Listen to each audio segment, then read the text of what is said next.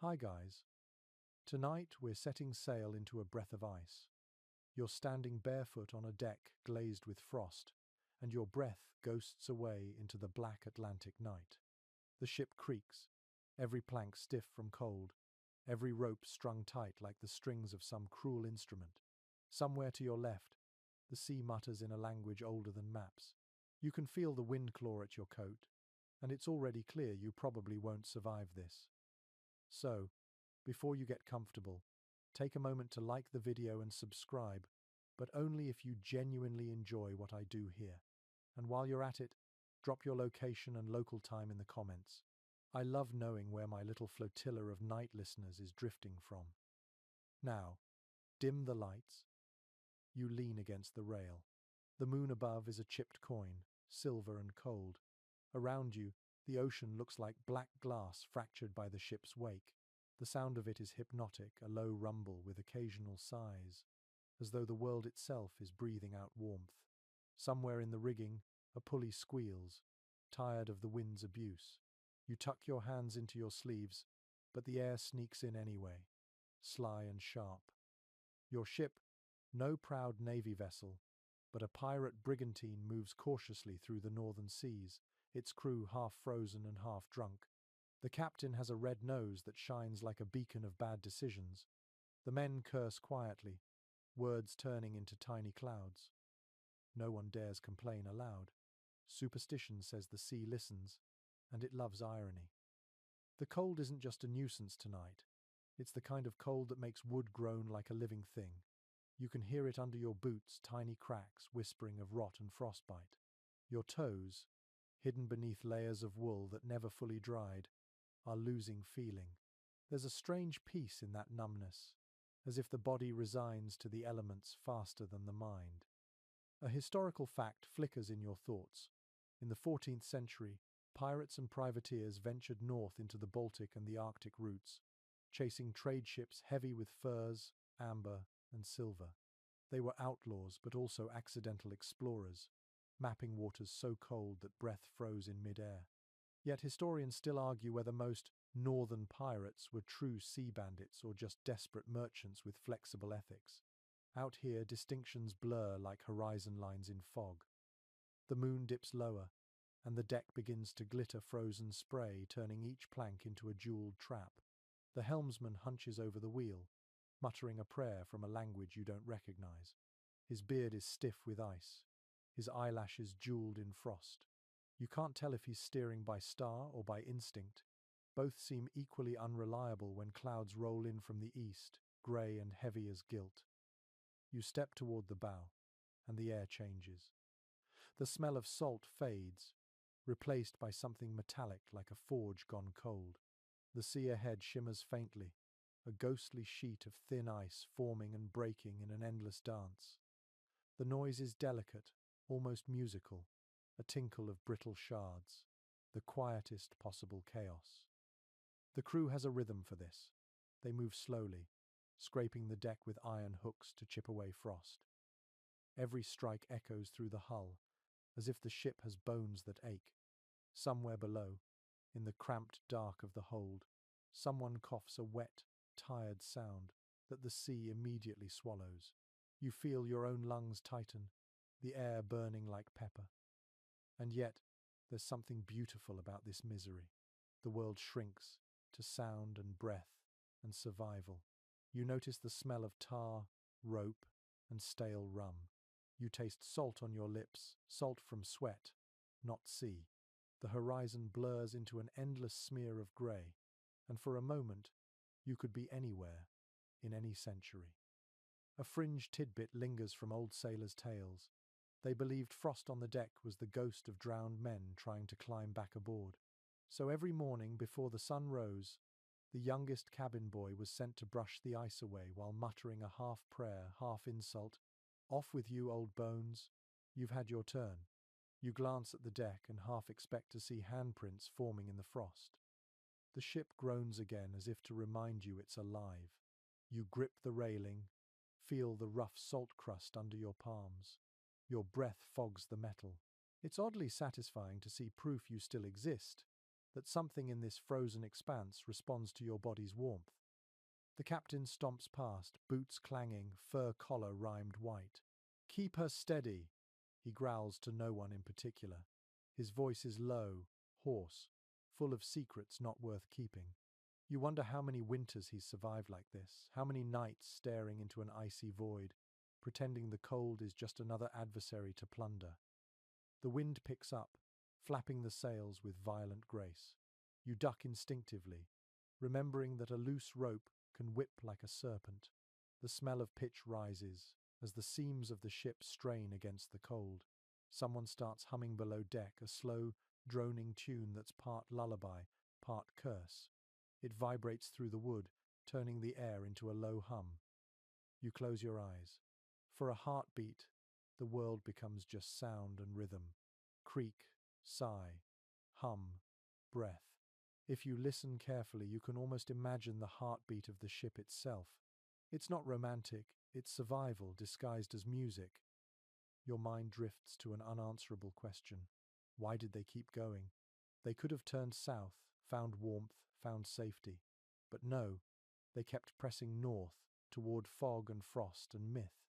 Historians still debate whether it was greed, desperation, or the thrill of existing beyond all law. Maybe it was simpler than that. Maybe once you taste that edge between death and discovery, warmth feels too tame. The stars peek out again, shy and distant. You tilt your head back, finding constellations that look like knives and broken crowns. The sea calms for a while, as if tired of its own noise. A quiet descends thick, absolute. You can hear the blood in your ears, the slow thud of your heart, the soft crackle of ice forming again on the ropes. You exhale, and the mist of your breath rises into the night like a small offering. The first night of many, you think. The coldest nights of the year have only begun, and you're already learning their cruel arithmetic. Warmth traded for time, sleep traded for survival, rum traded for courage.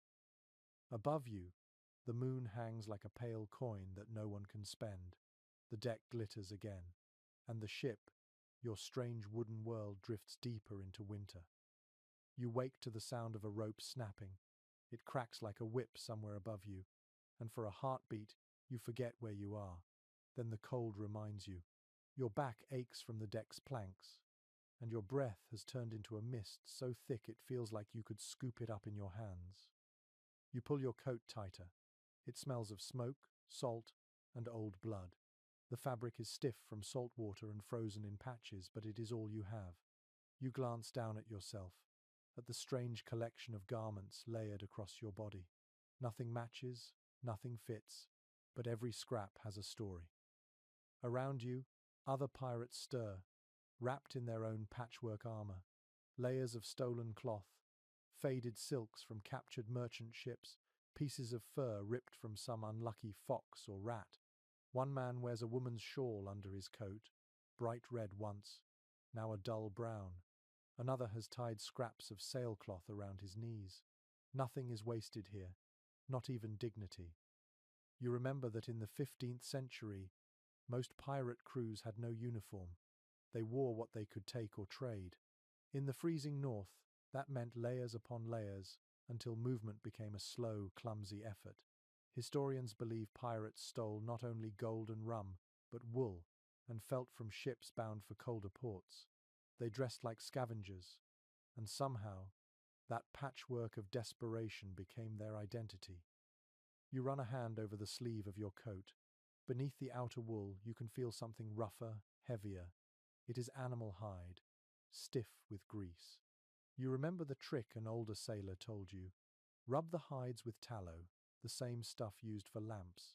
It keeps out water and wind, though it makes you smell like a candle left too close to the fire.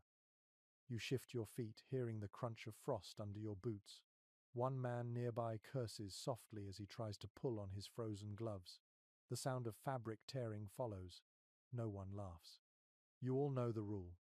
Anything that breaks stays broken until the next raid, and no one wants to freeze before then. A curious historical fact drifts through your mind. Arctic traders in the medieval north sometimes lined their tunics with dried seaweed. It trapped warmth and stayed light even when damp. There is no record of pirates doing the same, but you wonder if some desperate soul ever tried it. Historians still argue whether sailors' survival tricks spread between cultures through trade or through theft. You suspect it was both. You reach into a crate and pull out a ragged scarf. It smells of smoke and mildew, but it is soft. You wrap it around your neck, tucking the edges into your coat. The warmth is immediate, small but precious. You think of the strange comfort in these little acts of survival, the rituals of dressing against death. The quartermaster stomps across the deck, counting under his breath. His beard is frosted, his voice rough with sleep. He checks the rigging, the sails, then glares at the heap of sleeping men. "Up!" he grunts. "Frost's thick as thieves on the ropes. If we don't scrape it now, we'll snap every line before noon." You groan, but you move. Everyone does. Laziness is punished here, not by whip, but by the sea itself. You grab a short hook and start scraping frost from the deck. The sound is rhythmic, a rasp that blends with the moaning wind. Ice chips fly into your face, sting your skin, melt on your lips. It tastes like salt and rust. A small, wiry boy beside you hums while he works. You glance at him. He cannot be older than 14, his face hollow from hunger. His coat is 3 sizes too big, his gloves stuffed with straw. Yet his humming is steady, almost cheerful. When you ask why, he grins and says, "Keeps me from thinking about my toes." You chuckle quietly. Maybe that's how they all survive, by not thinking too much. The captain, standing near the helm, looks carved from ice himself. His coat is fur-lined, but the fur is worn thin. His breath forms clouds that drift away like ghosts. The ship creaks as it rolls with the waves. Every movement sends a shiver through the wood. You crouch low to steady yourself, the cold biting through every layer. Somewhere above, a sail flaps, stiff and heavy. The sound is harsh and strangely comforting, like the breath of something ancient. You take a moment to look around. The sea is a flat expanse of grey, broken by pale streaks of foam. The sky is colourless, the kind of light that erases shadows. Everything feels suspended between freezing and breaking. You know that somewhere beneath this deck, barrels of food are slowly spoiling, and the last dry matches are guarded like treasure. You tug your coat tighter. The fur collar scratches your neck, but it keeps the wind from slipping in. A few men have sewn rabbit skins into their sleeves for the same reason. One even lined his hat with pigeon feathers. It looks ridiculous, but he swears it saved him from frostbite last winter. You make a mental note. Pride is a luxury for the warm. A fringe rumour whispers in your mind some old tale that pirates in northern waters would sew bits of parchment containing psalms or charms into their coats. The ink would fade, the words half remembered, but it was believed that God or luck or the ghost of the sea would recognize the effort. No one knows if it worked, but maybe just believing it did made the nights bearable. The scraping slows. The sun, weak and distant, rises somewhere behind the clouds. Its light spills across the deck like watered-down gold. You stop for a moment, tilt your face toward it. The warmth is almost nothing, but your skin drinks it in greedily. You glance at your hands. The skin is cracked, the knuckles raw. You flex your fingers to keep the blood moving. The boy beside you does the same, rubbing his hands together, whispering something about soup. You smile, though you can't remember the last time you tasted soup that wasn't mostly seawater. Historians still argue whether pirates carried spare clothing for winter voyages. Some records suggest they planned better than legend claims. Others say they trusted luck, rum, and stubbornness more than preparation. Standing here now, wrapped in scraps, you suspect the truth is in between. Preparation only matters until the first storm tears it all away. After that, it's just willpower and imagination. You toss another chunk of ice into the sea. It splashes and vanishes into the grey water. The wind howls, impatient, restless. You adjust your scarf again, tuck your hands into your sleeves, and wait for the next order. The ship moves forward slowly, its sails stiff as old bones. You think about warmth as if it were treasure, something you could hoard, something that might last longer if shared. The boy hums again, and you find yourself joining him, softly at first, then louder, until the rhythm of your scraping matches the song. The sea listens, the cold listens, but for now you're still here, wrapped in your ragged layers, still breathing, still warm enough to matter. The sea wakes before the Sunday.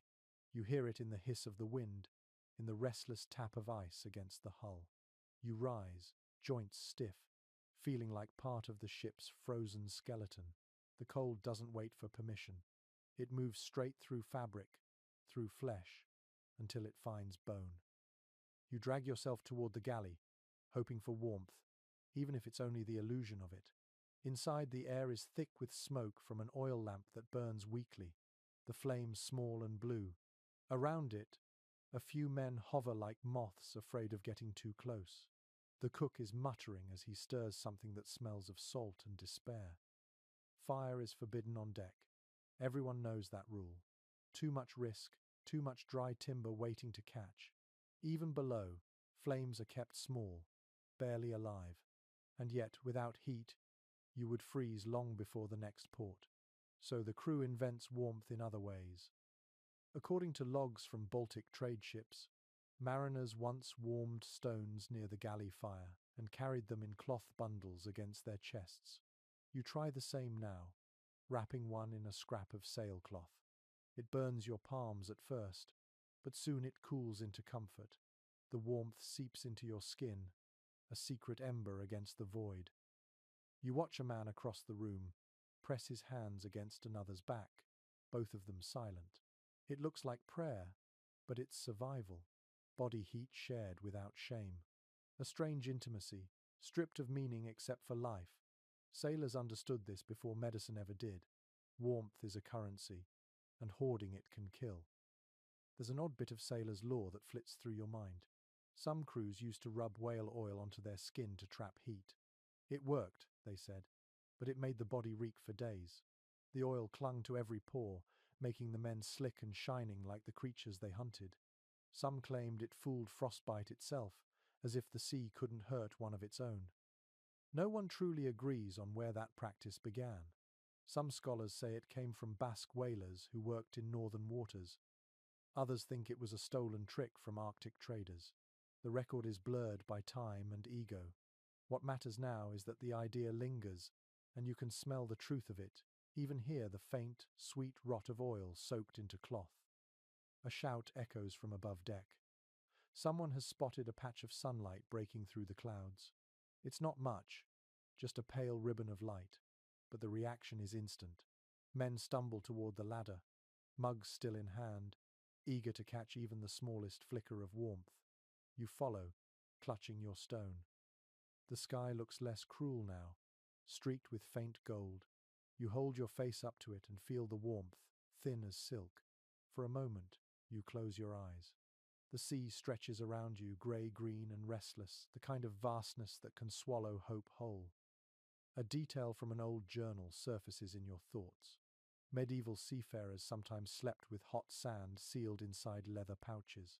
The sand, once heated near a lamp, could stay warm for hours.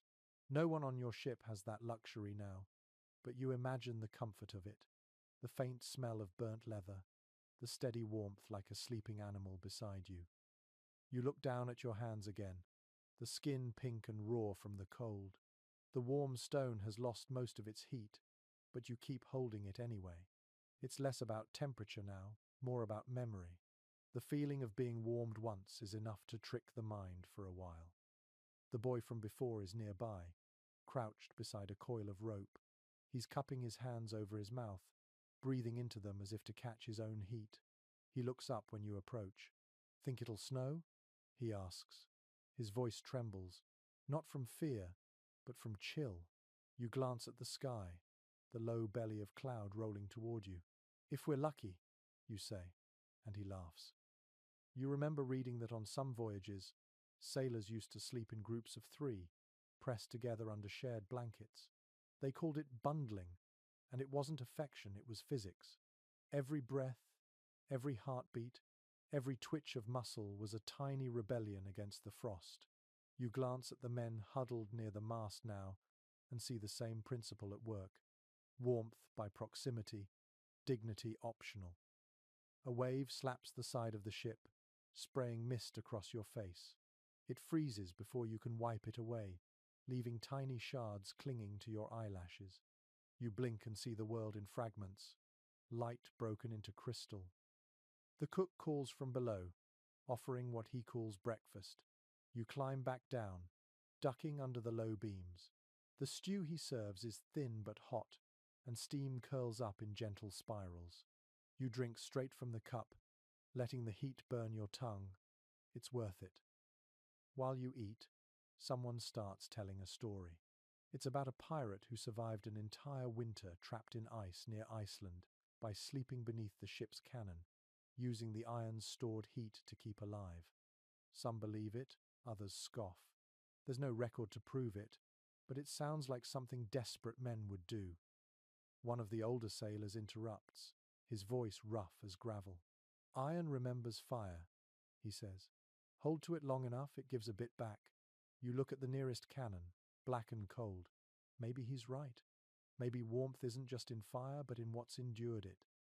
The air grows heavier, filled with the scent of wet hemp and old smoke. The lamp flickers. You sit a while, feeling the ship sway, the soft clank of chains, the faint whisper of the sea outside. The cold still lives in your bones, but it feels manageable now, contained.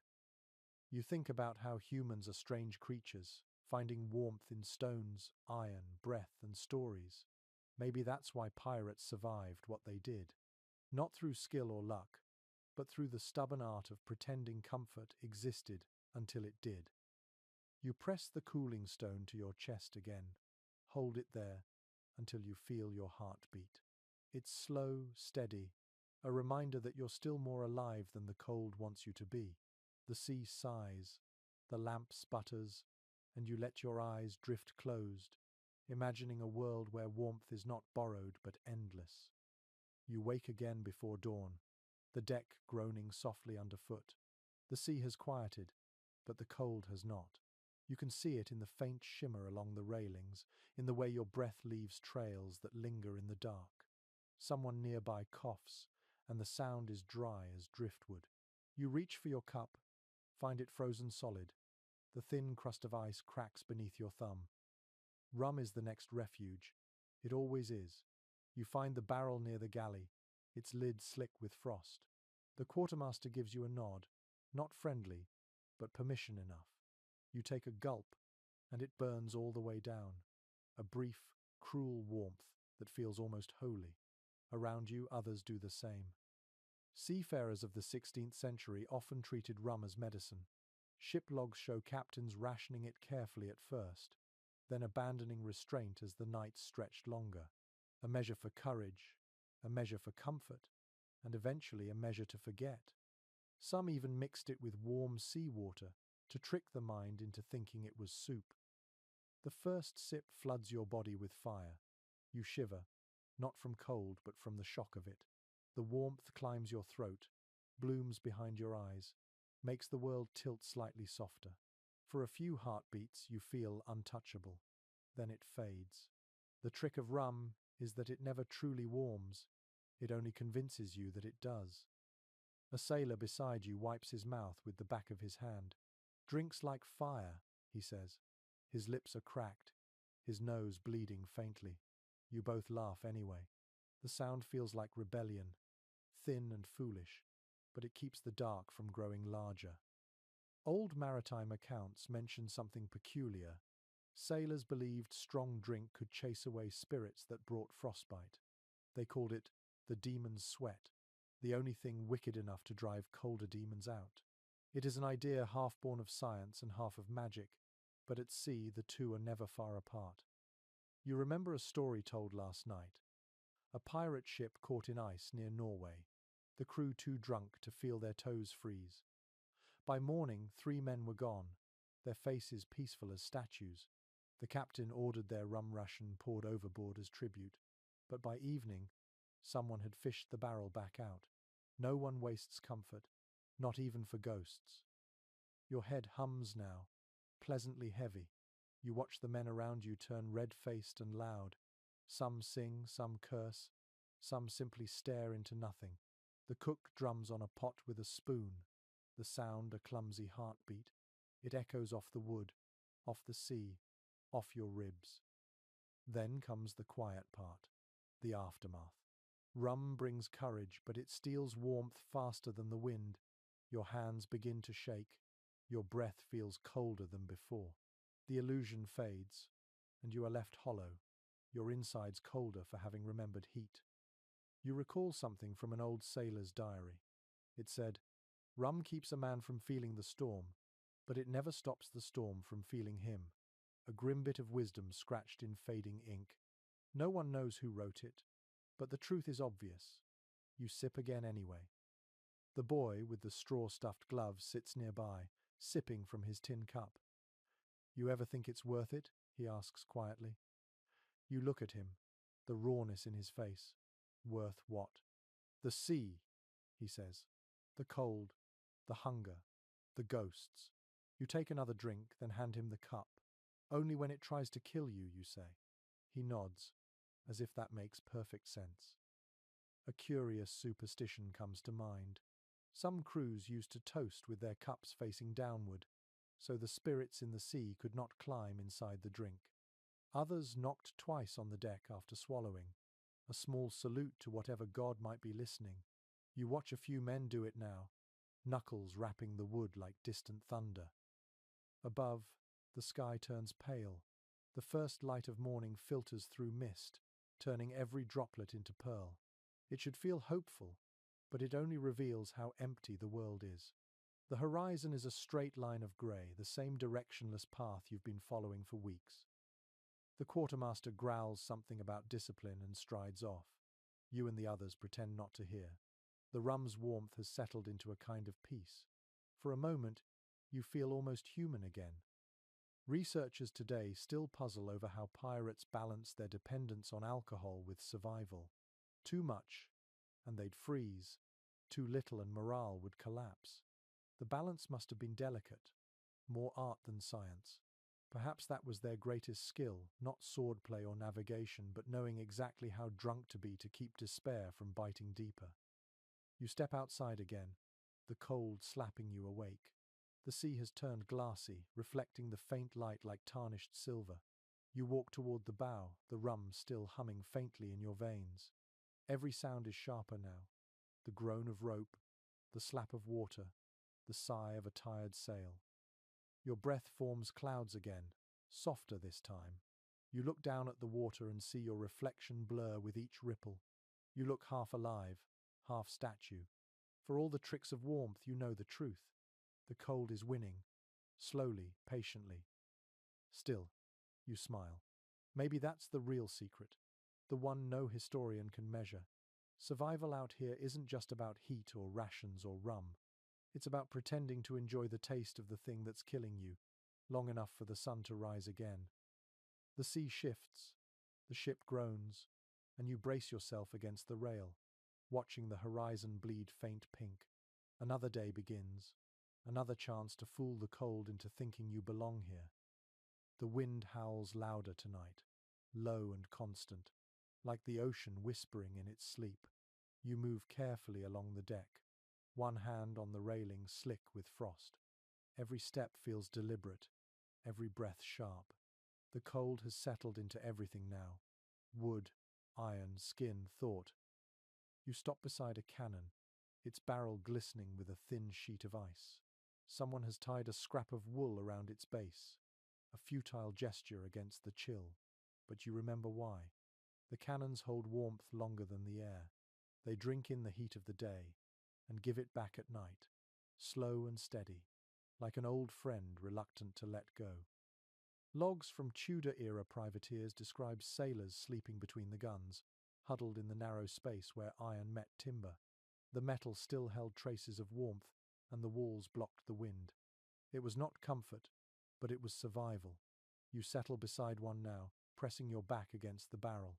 The cold of it shocks you at first, then dulls into something tolerable. The boy from before crawls into the same space beside you, pulling his coat tight around his knees. "Mind if I borrow your cannon?" he asks. You grin. "Be my guest." He leans close, the heat from his small body faint but real. The two of you breathe in rhythm, slow and steady. Above you, the stars tremble faintly through a thin haze of cloud. The ship rocks with a lazy rhythm, the sound of the waves muffled by frost. You can smell tar, salt, and a faint hint of smoke. Somewhere forward, a man snores, his breath rattling like an old bellows. In a rare note from a captured Dutch ship, one officer described how pirates turned sleeping into an art. Crews rotated spots by the cannons, sharing what little warmth remained. Those who slept near the center of the ship were envied. Those by the open hatch often woke stiff and blue-lipped. The officer called it a democracy of frost, where equality was measured by who shivered least. You shift slightly, feeling the wooden deck beneath you tremble with every wave. The iron beside you seems to hum, as if remembering the last time it fired. You run your hand over it, the metal gritty beneath your glove. Iron remembers fire, the older sailor had said, and you think maybe he was right. The cold can't erase everything. The boy yawns. His breath curls upward like smoke. "You think we'll see land soon?" he asks. You think of the maps in the captain's cabin, the uncertain scrawl of coastlines and storms. "Eventually," you answer. "Maybe before spring." He groans softly. "That's ages away." You smile at the simplicity of it. To him, spring is a season. To you, it is survival measured in tides. There is a strange practice mentioned in a few sailors' journals. On nights like this, when the cold turned even words brittle, men told stories not to pass time, but to keep the air alive. Breath meant heat. Talking kept the lungs moving, kept the frost from setting in too deep. So you start one. "Once," you say, "a pirate captain tried to sleep on a bed of gunpowder to stay warm. Said it held heat better than straw. He woke missing his eyebrows after a spark from his pipe found him." The boy laughs so hard he nearly chokes. The sound echoes through the dark, sharp and bright. For a moment, the ship feels alive again. No historian agrees on how much truth sits in tales like these. Some dismiss them as exaggerations, others see them as glimpses of forgotten ingenuity.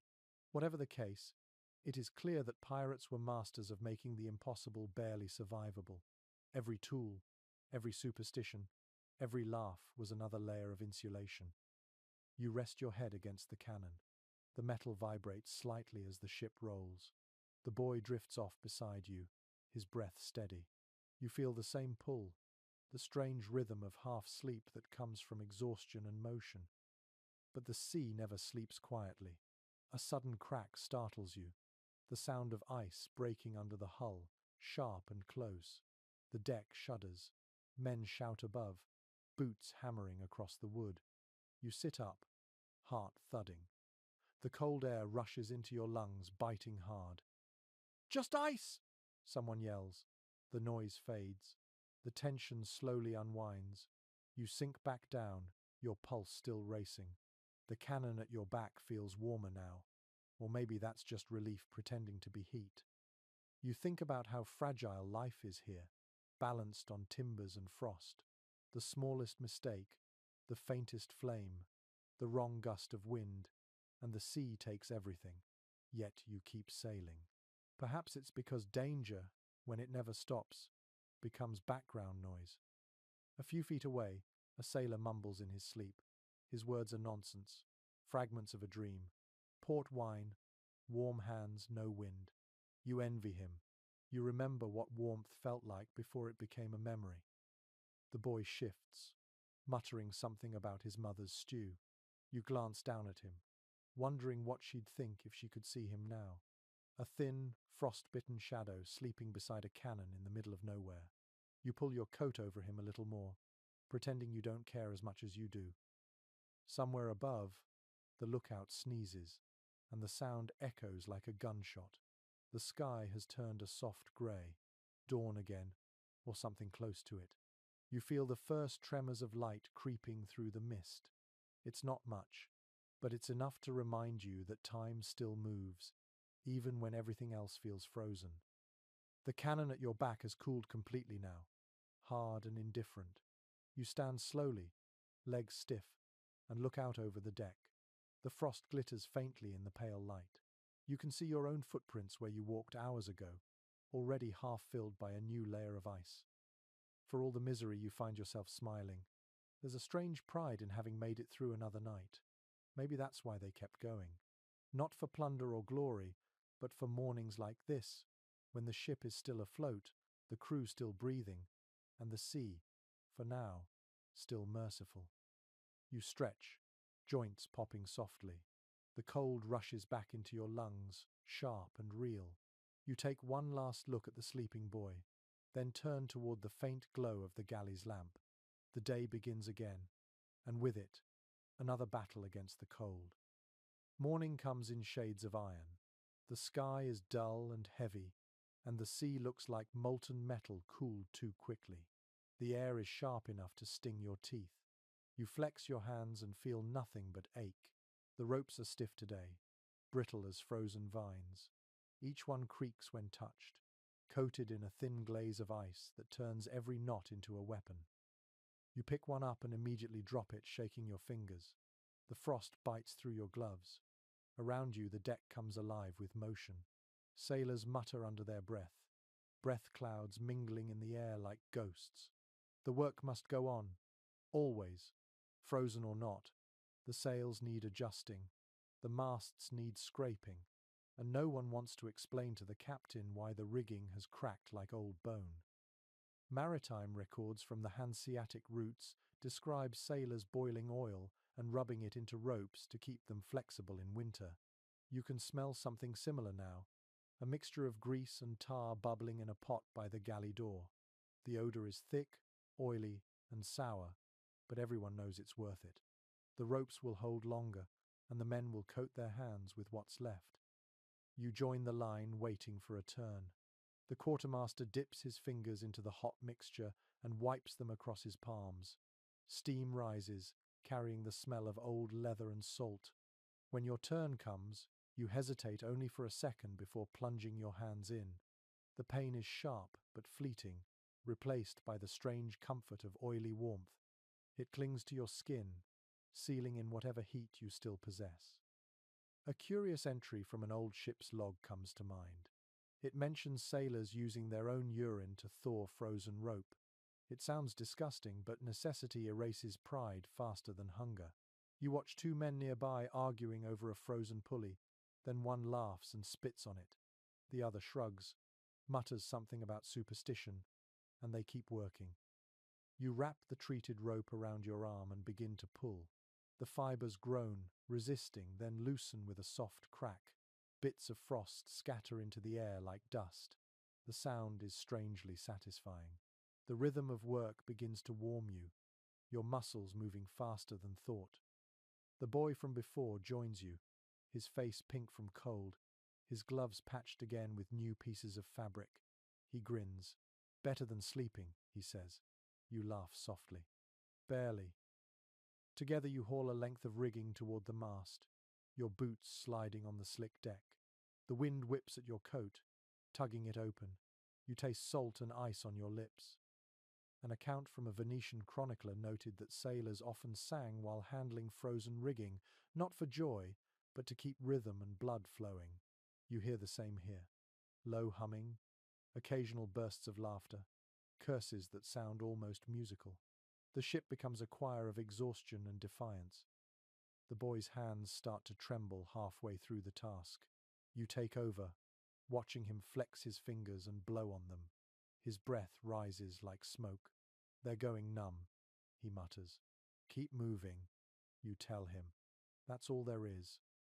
The older sailor beside you nods in agreement. "Never stop," he says. "You stop, you freeze." His voice is rough, but the wisdom is simple. The body that moves stays alive. The one that rests too long becomes part of the ship. Some researchers today believe sailors in colder regions rubbed animal fat directly onto their hands to prevent frostbite. You look down at your own, slick and shining from the tar oil. They smell terrible, but you can still bend your fingers, still feel the faint burn of blood beneath the skin. That is enough. A sudden gust tears through the sails above. The sound is sharp, violent. You duck instinctively, eyes squinting against the sting of flying frost. Someone curses from the mast top, voice carried away by the wind. You glance up and see a shape moving, a man trying to clear a block of ice from the rigging. For a moment, he looks like a statue carved into the sky. You can feel the ship tilt slightly as it catches the wind again. The ropes pull tight, the deck vibrates beneath your boots. You steady yourself, the cold air cutting your throat when you breathe. The sky spits fine snow now, swirling sideways, turning the world pale. The boy slips, his boots skidding across the frozen plank. You grab his arm before he falls. His face is flushed, eyes wide with surprise. "Careful," you mutter. He nods, embarrassed. The sea below looks hungry, dark waves foaming around shards of ice. There is a saying among old sailors that frost has teeth. You understand it now. Every movement feels like resistance against something that wants you still. But motion is life. You haul, scrape, tie, and pull again. The hours blur into one long breath. Later, when the work is done, you lean against the mast, chest heaving. The ropes hang clean and black, the sails open and trembling. Your hands ache, but they're still attached, and that feels like victory. The boy sits beside you, flexing his fingers again. "I think they're bleeding," he says. You glance and see red beneath the grime. "Means they're still working," you reply. No scholar truly knows how many men lost fingers to frost in these conditions. The logs are vague, the numbers uncertain, but the scars in the stories tell enough. You look down at your hands again, at the cracks and stains, and think of all the unnamed sailors who once stood where you stand, trading pain for another sunrise. The wind eases at last. The snow stops, leaving a thin white dust over everything. The ropes now gleam like black snakes asleep on the wood. You exhale, your breath curling upward, and listen to the quiet hum of the ship's hull. It sounds almost content.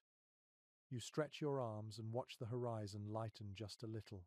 Somewhere beneath that pale line lies another night waiting to freeze you again. But for now, your blood moves, your hands obey, and the sea, for once, seems almost still. By the time the next storm finds you, the sky has already lost its shape. The clouds roll low and fast, as though the world itself is being dragged forward by invisible chains. The wind arrives first, sharp and insistent, rattling every loose nail and flapping every thread of sailcloth. Then comes the cold rain that freezes the moment it lands, turning the deck into a mirror slick with ice. You brace your feet and grab a rail, the wood biting into your palms. Around you, men move like shadows, tying ropes, shouting orders that vanish in the roar of wind. The ship heaves under each wave, groaning like something alive and unwilling. You can taste the salt spray before it even touches your face. Accounts from northern expeditions describe storms like this as living creatures, with tempers and hunger of their own. The old logs say sailors named them, pleaded with them, even tried to bargain with them. You do not have a name for this one yet, but it feels malevolent, deliberate, a hand reaching down to test your strength. The cold doubles when the rain turns to sleet. It cuts sideways, sharp as broken glass. You pull your coat tighter, though it does little good. The wind finds every gap, every loose thread, every failure in stitching. It steals your warmth with a thief's precision. The captain's voice slices through the noise. "Reef the topsail!" Men scramble upward, hands slipping on frozen rope. You watch one almost lose his grip, his legs swinging free for a heartbeat before he catches himself again. Below him, others haul lines, their boots sliding across the deck. The air fills with shouts, curses, and the steady slap of waves striking wood. You grab hold of the nearest line, adding your weight to the pull. The rope cuts into your palms despite the grease. Every muscle burns, but you keep going. If you stop, Someone else has to take your place. And out here, that could mean their death. The sea is not cruel by intention, only by nature. There is a peculiar practice recorded in a 16th century sailor's diary. When storms came, some crews tied thin ropes around their waists and fastened them to the mast so they would not be swept overboard. The knots were called widow's ties, because if they held too tight, the sea claimed nobody to bury. You tie one now, more out of instinct than faith. The rope presses into your ribs, cold and secure. The boy beside you struggles with a smaller line, his arms shaking. You shout for him to brace himself, but the wind swallows your voice. You move toward him, boots sliding, and grab his collar just as a wave slams against the hull. For a second, the world turns white. The sound is absolute. When it passes, you are both drenched and gasping. His face is pale, eyes wide. You squeeze his shoulder and nod. No words are needed. As the storm grows, the air fills with strange sounds. The groan of wood, the hiss of spray, the dull clang of loose iron. Somewhere aft, a barrel breaks free and rolls across the deck. A man shouts, dives, and catches it before it smashes the rail. The crew cheers faintly, even in the chaos. Small victories matter when the sea tries to erase you. A curious note from a forgotten travel-log once described sailors singing during tempests. Not hymns or shanties, but strange rhythmic hums, low and steady, meant to drown out fear. You try it now, a sound deep in your throat that vibrates against your teeth. It gives your breath shape, keeps panic from spreading through your chest. No one agrees where that custom began. Some think it came from the Vikings, others from traders in the North Sea. Whatever its origin, it feels like language stripped to its core, just sound and will. Around you, a few men join in, voices blending with the wind until it is impossible to tell where human ends and storm begins. Lightning flashes across the clouds, painting everything in white for a heartbeat. You see the captain gripping the helm, his face set in defiance. The sea rises again, higher this time, and crashes against the bow. The impact shakes your teeth. The boy shouts something you cannot hear. You both cling to the railing as water rushes past your legs. Minutes stretch into hours. The cold burrows deeper. Your fingers no longer feel like part of you. But the ship holds. The ropes hold. The mast sways but does not break. Every time the sea retreats, it feels like you have won a small argument against fate. Eventually, the storm begins to fade. The wind softens to a restless whisper. The waves shrink to a steady rhythm. The sky still looks bruised, but light leaks through the clouds in pale streaks. The sea glimmers with pieces of ice broken loose from somewhere distant. You loosen the rope around your waist, feeling the skin beneath it throb. The boy sits down heavily beside you, his face wet with both salt and sweat. You laugh weakly, then help him to his feet. He grins, teeth chattering, and says, "Still here." You nod. "Still here." It is strange how victory at sea never feels triumphant. It feels like relief soaked in exhaustion. The deck is littered with debris, ropes frayed, barrels cracked, but the ship floats. That is enough.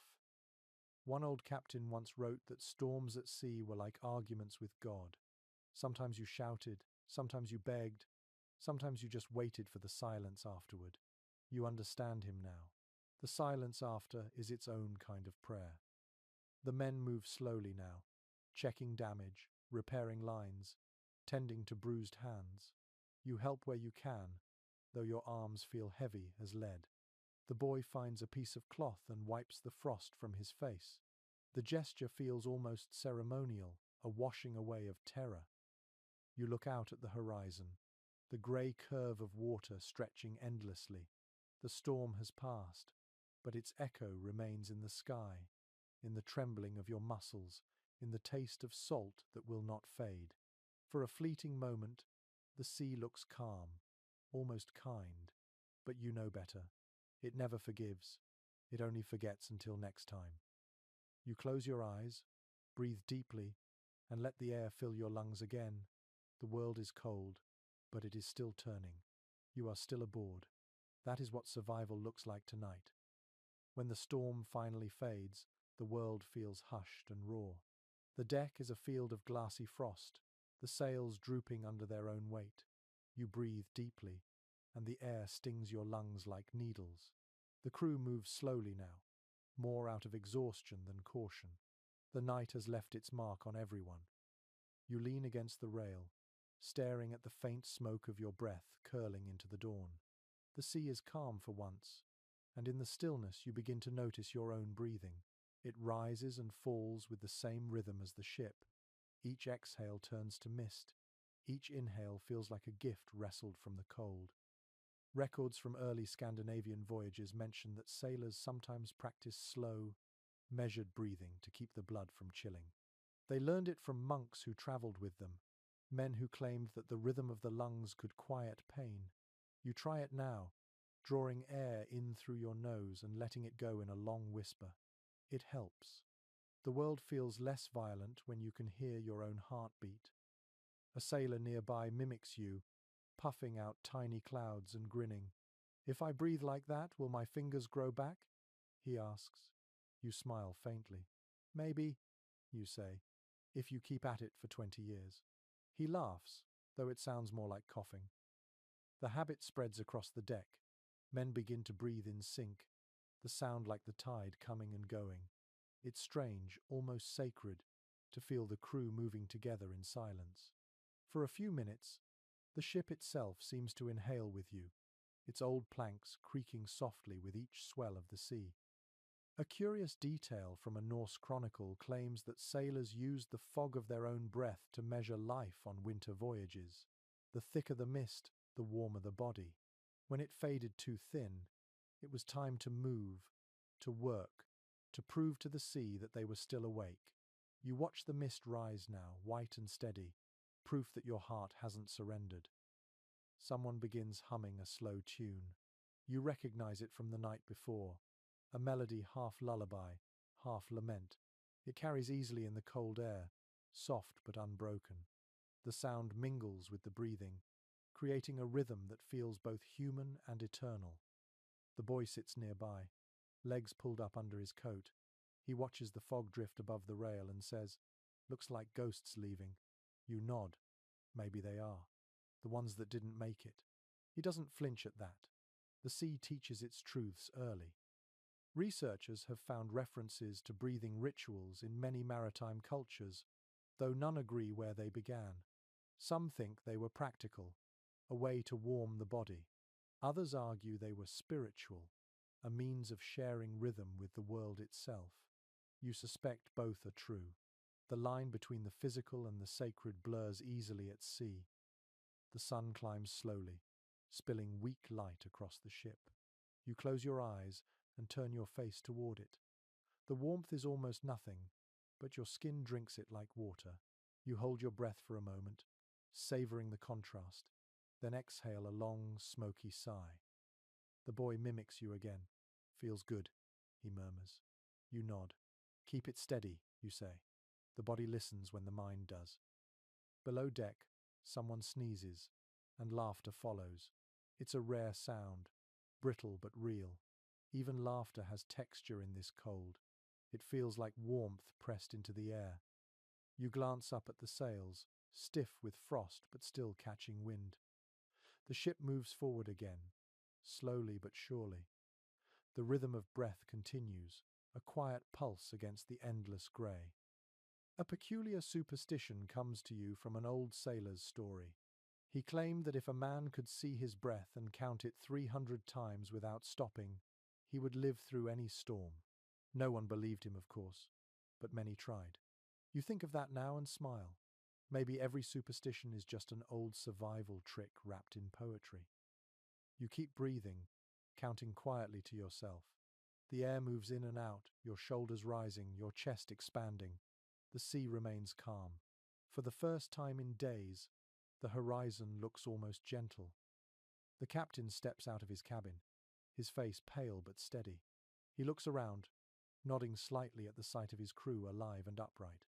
Then he does something unexpected. He breathes deeply too, a slow exhale that fogs the air. No words, just an acknowledgement that sometimes surviving together is the only victory worth claiming. The day drifts forward.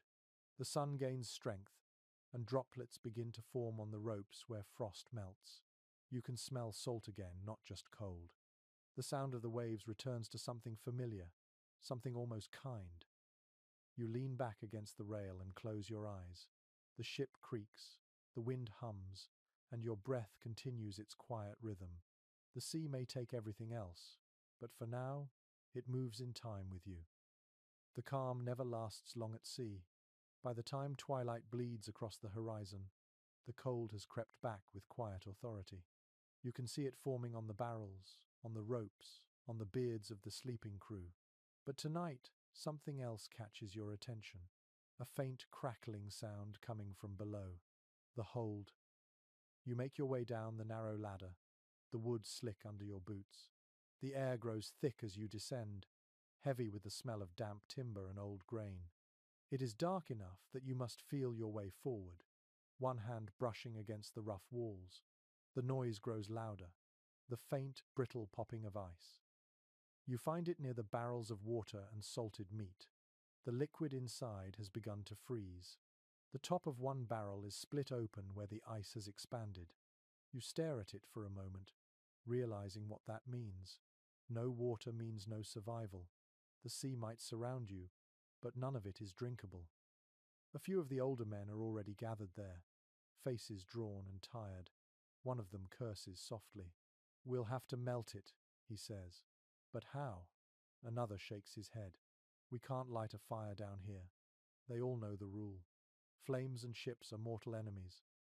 You think back to something you once heard from an old fisherman. He said sailors trapped in ice used to hang their water barrels near the galley, close enough to catch stray heat from the cooking fires, but not close enough to burn. You suggest it. The men glance at you, then nod slowly. It is worth trying. Together you drag the heavy barrels closer to the ladder. The wood creaks, and frozen slush spills over your boots. The sound is sharp in the silence. Your fingers ache from gripping the cold staves. The work feels endless, but the thought of fresh water keeps you going. One of the men mutters that they should have lined the barrels with cloth. Some old captains did that to keep the ice from forming too fast. Another shakes his head, saying it never worked anyway. The debate grows quiet when someone sighs. At least ice means the food lasts longer. The truth cuts both ways. There is a strange smell drifting from one of the storage crates. You lift the lid and find a pile of onions, each one wrapped in frost. Their skins glisten like amber under the faint lamplight. You pick one up and bite it without thinking. The taste is sharp and almost sweet. The cold makes everything taste like memory. In a forgotten travelogue, a sailor wrote that eating raw onions helped fight frostbite and scurvy alike. No one knows if it was true, but sailors believed in it with devotion. You wonder how many desperate men tried the same trick, hoping for warmth in flavor alone. The boy appears at the top of the ladder, rubbing his hands together. "Smells like the inside of a whale," he says, wrinkling his nose. You laugh quietly. "Better than smelling like the outside of one." He climbs down, peering at the frozen barrels. "Can't we just chip it out?" You shake your head. "We need it melted. The body freezes from inside if you drink ice." He frowns as if the sea has personally betrayed him. You all begin to scrape frost from the walls and crates, gathering it in a wooden bowl to melt later. It feels pointless, but every drop counts. The hold becomes a chorus of scraping, shuffling, and quiet breathing. The sound is hypnotic in its rhythm. A strange rumor comes to mind. Some sailors swore that seawater left to sit for 3 days lost its salt. It never did, of course, but you can imagine the desperation behind the belief. Hope has its own chemistry. No historian seems to agree on how pirates truly managed their water supplies. Some say they used melted snow mixed with rum to disguise the taste. Others claim they boiled seawater with iron filings to trick their tongues into believing it was fresh. You try to picture that, the metallic bitterness and the slow, dangerous optimism that came with it. The boy sits beside you, holding his cup close to the lamp. The light flickers across his face, and you can see how thin he's become. He dips a finger into the melting frost and licks it. "Still cold," he says softly. "Everything's cold." You do not argue. You take a piece of cloth, dip it in the icy slush, and press it against your lips. It burns, then numbs. You close your eyes for a moment, feeling the faint throb of your heartbeat behind the chill. Even pain has a kind of warmth if you pay attention. Someone finds a small patch of unfrozen water at the bottom of one barrel. It is dark and metallic, but it smells clean enough. You take turns sipping, passing the ladle carefully.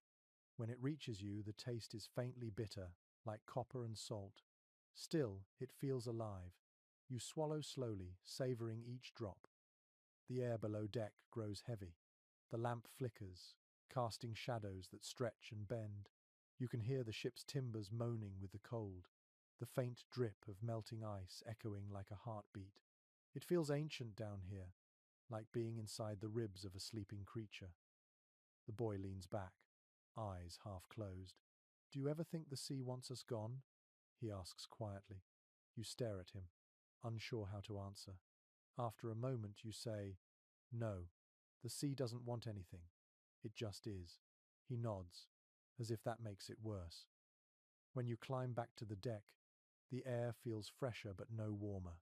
You look out at the horizon. The sky glows faintly violet, and the stars shimmer through a thin veil of mist. The world feels fragile, suspended between freezing and breathing. Behind you, the boy coughs softly. You hand him the last of the melted water. He drinks, grimaces, and wipes his mouth. "Tastes awful," he says. You smile. That means it's working. The sea sighs beneath the ship, restless and endless. You pull your coat tighter and listen to the faint crackle of ice below, the sound of survival happening one drop at a time. You wake to the sound of something cracking underfoot. The deck glitters faintly in the dim light, each plank glazed with thin frost. The cold has crept deeper during the night, turning ropes into stone and every breath into a cloud that hangs in the air long after you exhale. Your feet ache inside your boots, stiff and uncooperative, and when you try to move your toes, you feel only a dull pressure instead of pain. You crouch and loosen the laces. The leather is frozen solid, stiff as bark. You pull harder until the knot gives with a sharp snap that echoes in the quiet morning.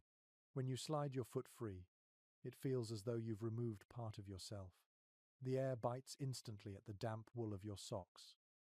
According to accounts from winter voyages in the 15th century, sailors often woke to find their shoes fused to the deck by ice. Some kept knives beside their hammocks to chip them loose before dawn. You can imagine the sight of it. A dozen men crouched like beggars, hacking their own boots free from the ship. You look down at your own feet. The skin around your ankles is pale, the color of candle wax. You rub them briskly, coaxing blood to return. The sting that follows is sharp enough to make you wince, but it feels good in a way. Pain is proof that life is still inside you. The boy sits nearby, pulling at his own boots. One breaks apart in his hands, the sole splitting cleanly in two.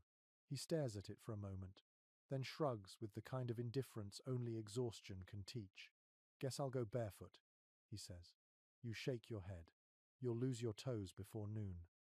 A record from a French merchant vessel once mentioned sailors wrapping their feet in sailcloth coated with grease. It kept out the moisture, if not the cold. You suggest the same now, and soon a handful of men follow suit, tearing thin strips of fabric and dipping them in a bucket of leftover tallow. The smell is awful, a mix of smoke and rancid fat, but no one complains. The boy looks up at you, a grin cutting through the grey of his face. "Feels like walking on candles," he says. You laugh quietly. The sound is strange in the stillness, almost out of place. One of the older men tells a story while wrapping his feet. "Had a captain once," he begins, "who swore by pigeon feathers, said he lined his boots with them every winter. We thought he was mad until we saw him dancing on deck while the rest of us froze." He chuckles, shaking his head. "Never did find enough birds to try it ourselves." No one knows if these tricks ever truly worked. Some historians say such stories are exaggerations born of boredom. Others believe they're fragments of truth passed down through mouths too cold to lie. You find yourself thinking it doesn't matter. Out here, belief is another layer of insulation. The sun crawls higher, a weak disk behind grey clouds. The light glints off the frost, turning the ship into a floating mirror. You rise carefully, testing your makeshift wrappings.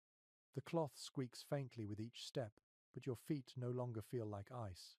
That small comfort feels enormous. A curious entry in a sailor's notebook describes men urinating on their feet to keep them warm during Arctic crossings. The logic was simple, if unpleasant. Warm liquid was better than no warmth at all. You've heard worse ideas, and the way the boy looks at his broken boots suggests he's considering it. Don't. You tell him before he can act. He grins sheepishly. By midday, the frost thickens again. You watch a man stumble and curse, his boots sliding across the deck. Another sits cross-legged, hammering nails into his soles to grip the ice. The sound echoes like distant gunfire. Every adaptation feels both ingenious and ridiculous, a contest between survival and sanity. Somewhere near the bow, a younger sailor cries out. He's pulled off his glove and pressed his bare hand against the frozen railing. Now his skin is stuck fast. Two others rush to help, breathing on the metal, prying gently until it releases with a wet sound. His palm bleeds in small, perfect dots. Better the hand than the heart, the older sailor mutters. The boy hobbles past you, testing his wrapped feet. Still cold, he says, but not biting. You nod. That's the best we can ask for. He pauses, squinting toward the horizon. Why do we keep sailing north? He asks. You don't answer right away. The question is too large. Finally you say, because if we stop, the sea wins. He considers that and nods slowly. The wind rises again, sharp and dry. You can hear the faint crackle of ice forming along the ropes. The ship moves sluggishly, as if tired. You pull your coat tighter and stamp your feet to keep the blood moving. The rhythm of it becomes its own kind of music, a thud-thud that matches the beat of your heart. No scholar has ever captured the sound of a ship freezing, though many have tried to describe it. The creak of shrinking wood, the hiss of ice forming where water meets air, the low hum of men trying to stay alive. It is not a sound of despair, but of endurance. You listen now, and it feels like belonging. When evening comes, the deck glows faintly under a wash of moonlight. The frost has turned to silver, and your breath hangs heavy in the air. You sit on a coil of rope, feet tucked beneath you, and look up at the stars. They seem impossibly clear tonight, as if carved into the dark. The boy sits beside you, silent for once. You think of all the strange tricks, the layers of cloth and grease, the crude inventions that let you live one more night. You think of how fragile warmth really is, and how often it comes from effort rather than comfort. You flex your toes inside their makeshift wrapping. They still move. That is enough. By the next night, the cold feels less like weather and more like a presence that has decided to live among you. It sits in every breath, every plank, every thought, but it cannot touch sound, and that is where the crew now takes its stand. The ship is quiet at first, only the creak of ropes and the low sigh of the sea. Then, one by one, voices begin to rise. You hear it near the bow at first, a humming so faint it could be the wind itself. Then, another voice joins, rough and low, and then a third. Soon the sound spreads across the deck, a slow, rhythmic tune that climbs and falls with the rocking of the ship. The cold listens, confused. According to maritime journals from the early 17th century, sailors sang to stay alive as much as to pass time. The rhythm kept blood moving and spirits from collapsing.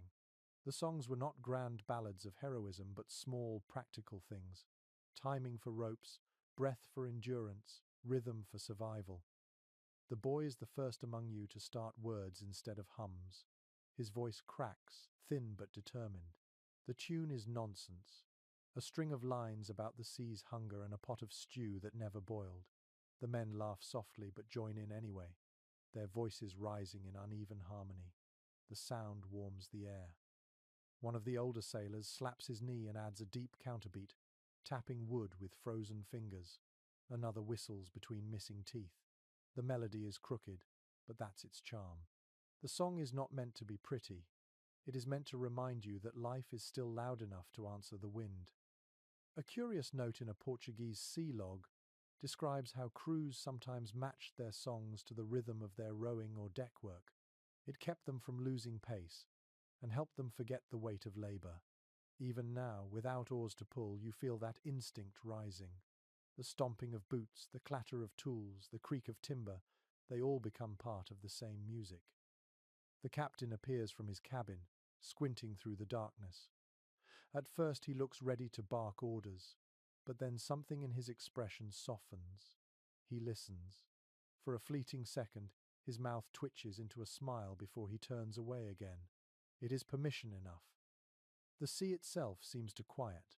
The wind drops to a whisper. The only thing left is your collective rhythm, the pulse of weary lungs and frozen hearts beating together. You can feel the vibration in your bones. There is a peculiar superstition among sailors that singing on a calm sea wakes the spirits of drowned men. Some believed those spirits listened from beneath the hull, humming back in approval. You think of that now and almost expect to hear an echo rising from the deep. Maybe you do, faintly, or maybe it's just the water moving under the ice. The boy grins at you, cheeks red from singing. "It works," he says. "I don't feel so cold." You nod. "Neither do I." It's a lie, but one that feels good to tell. Researchers today still debate whether singing truly helped preserve warmth, or if it only distracted the mind from its own suffering. Perhaps it doesn't matter. The sound itself is proof of endurance. You hum louder, letting your breath fog into the night like smoke from a tiny fire that refuses to die. The melody changes again. Someone starts a slower tune, one that sounds like a prayer disguised as a joke.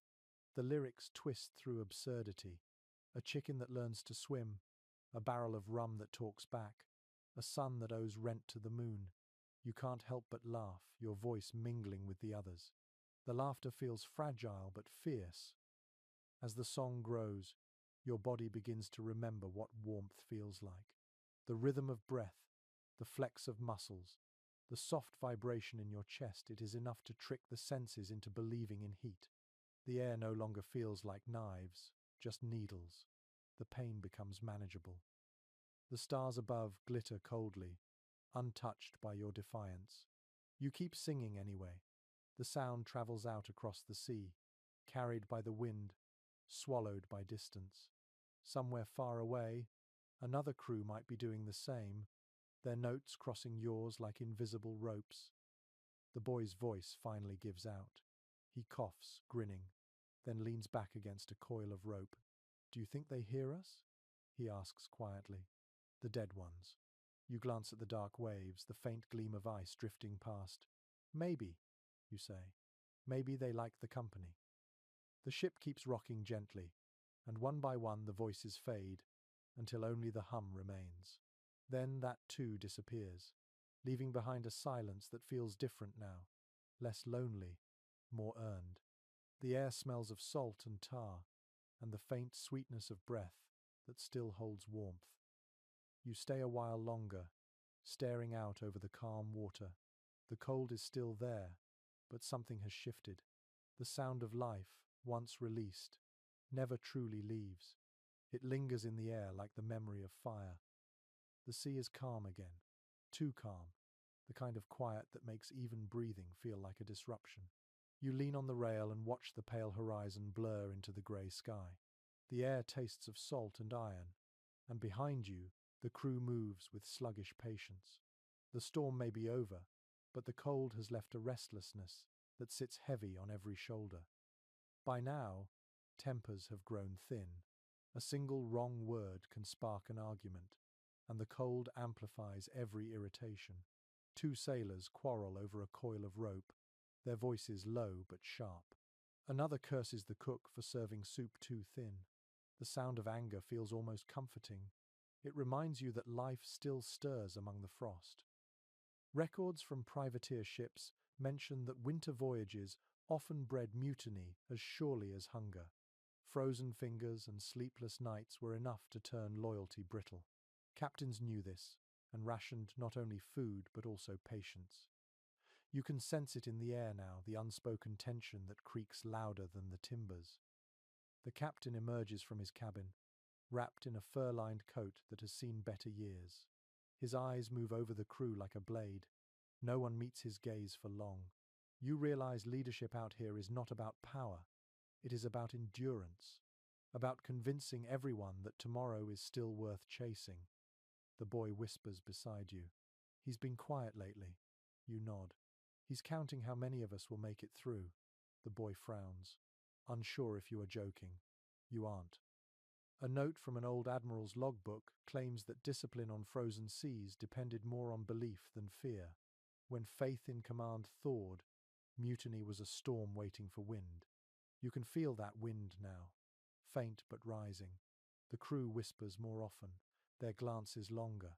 A man counts the bread rations twice, convinced someone is stealing. By midday, the ship's mood has shifted.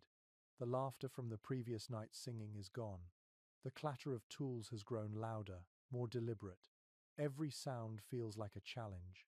The cook shouts at a sailor for spilling water, and the sailor replies too quickly. A brief silence follows before they both look away. You remember something told in harbour taverns. A crew that sings together cannot mutiny until the song dies.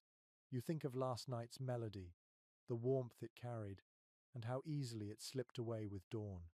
Maybe songs are stronger than chains after all. The captain gathers the crew near the mast. His voice is calm but cold. He speaks of storms yet to come, of provisions that must last longer than planned, of the need for unity. No threats, no promises, only truth. You can feel the words settle like snow, light but heavy. For a moment, it works. No one moves, no one argues. The illusion of control holds. Then a man at the edge mutters something under his breath. The sound is swallowed by wind, but everyone hears it. The captain's gaze snaps toward him. The silence that follows is sharper than any blade. Finally, the captain turns away, his restraint louder than anger. The man lowers his eyes, but the damage is done. A seed has been planted. Later, when the crew disperses, you hear whispers of ration counts and missing blankets. Someone blames the carpenter, someone blames fate. You stay quiet. Out here, suspicion spreads faster than frost. There is a detail from a sailor's diary that comes to mind. During one brutal winter crossing, the crew took to marking their sleeping spaces with chalk, a thin white line to claim territory. They called it drawing the warmth. No one crossed another's line. You look around now and notice the same invisible borders forming on your ship. Men sleeping farther apart, their eyes open longer, their hands resting closer to knives. The boy sits beside you, fidgeting with a piece of rope. They're scared, he says softly. Scared men make noise. You nod. Scared men also start fires, you reply. And we can't afford either. The sea remains still, as if listening. The horizon fades into fog. You hear a gull cry somewhere above, though you see no bird. The sound feels misplaced, a reminder of life elsewhere. By evening, the air smells of smoke from the galley and tension from the deck. The captain paces near the helm, his boots tapping a steady rhythm. The crew pretends not to watch him, but everyone does. Leadership at sea is a performance, and tonight the captain plays a man who fears nothing. A peculiar note from a Danish logbook tells of captains who carried a small bell, ringing it before every meal to remind the crew of order. The sound meant structure, routine, normalcy. Your captain has no bell, only presence, and for now, it is enough. You lie down near the railing, eyes fixed on the faint shimmer of the sea. Somewhere below, ice groans against the hull. You can feel the vibration through your spine. The boy has fallen asleep, his breathing shallow but steady. You think of mutiny not as betrayal but as the sea's whisper in human form, its endless invitation to chaos. The trick is learning when to ignore it. You close your eyes and breathe deeply, matching your rhythm to the slow sway of the ship. The night grows colder again. The air tastes of metal, the sky a solid sheet of grey. Somewhere in the dark, a man hums softly to himself, the same tune from before. The sound carries across the deck like a lifeline, thin but unbroken. For now, it is enough to keep the cold and the fear at bay. The smell reaches you before the warmth does.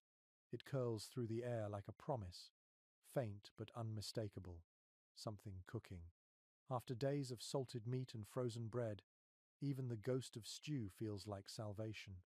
You follow the scent toward the galley, ducking beneath the low beams as you enter. Inside, the space glows with a tired amber light.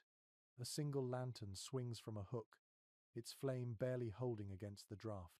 The cook stands before a battered pot, stirring with a wooden ladle that has seen more voyages than most men on board.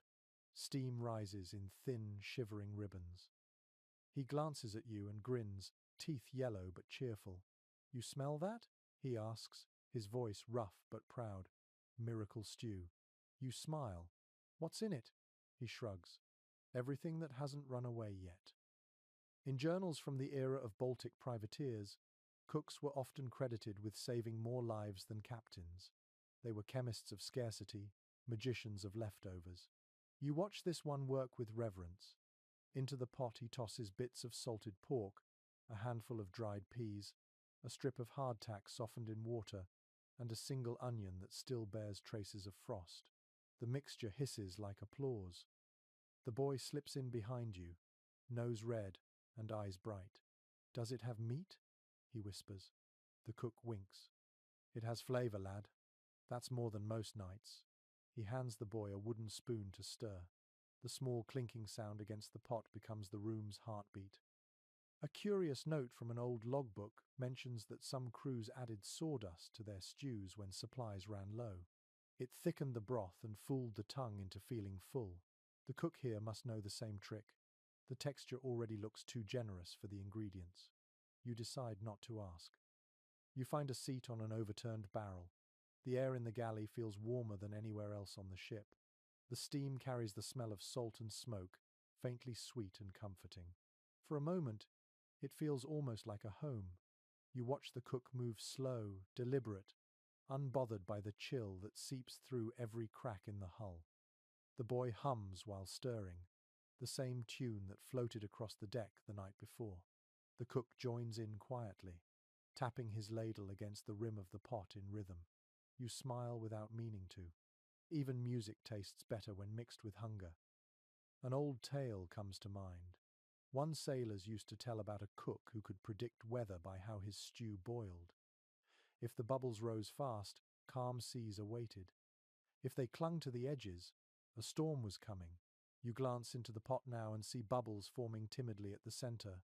The cook notices too and nods. "Good omen," he says softly. No historian has ever confirmed if such omens held truth, but it hardly matters. Belief itself warms the bones. You take the first sip when the cook finally ladles the stew into a cup. It is thick and smoky, the kind of flavor that makes you close your eyes to taste it fully. Salt, fat, a hint of onion, it is divine. The boy slurps beside you, grinning wide. "Tastes like land," he says. The cook chuckles. "If land ever tastes like this, I'm never going back." The three of you laugh, a sound so rare it startles you.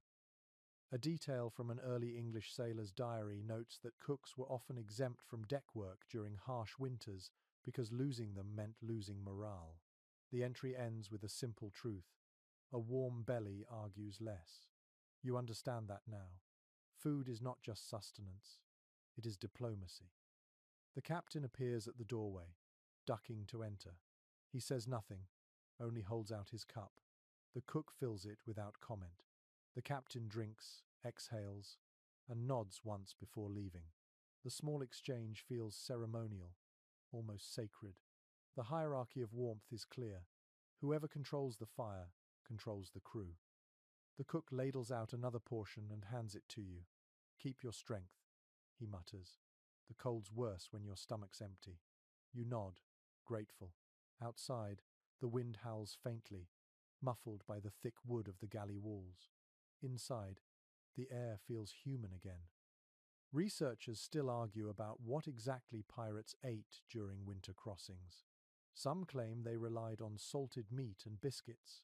Others suggest they traded with coastal villages for root vegetables and grains. But none of those records capture the way it feels to hold a steaming cup in frozen hands, the way taste can trick the mind into believing life is still sweet. You finish your stew slowly, scraping the last bit from the bottom of the cup. The boy yawns beside you, warm now, his face relaxed. The cook hums again, the same quiet rhythm, as if the sound itself might keep the pot from cooling too quickly. When you step back onto the deck, the cold greets you immediately, but it feels softer now, more distant. The warmth in your stomach glows like a small lamp carried through the dark. You breathe in the sea air, sharp and clean, and for a moment you forget the ache in your feet, the frost on your sleeves, the endless horizon. It occurs to you that survival is built from moments like this, stitched together by hunger, hope, and the kindness of a steady hand stirring a pot in the dark. You glance back toward the galley door, where steam still escapes in thin curls, and whisper a quiet thank you that no one hears. The sky has taken on a strange light tonight, a green shimmer that ripples across the horizon like the slow breathing of some giant beneath the sea. The crew gathers at the rail, necks craned, their faces washed in ghostly color. Even the captain steps out from his cabin, his breath hanging in the frozen air. The sight silences everyone.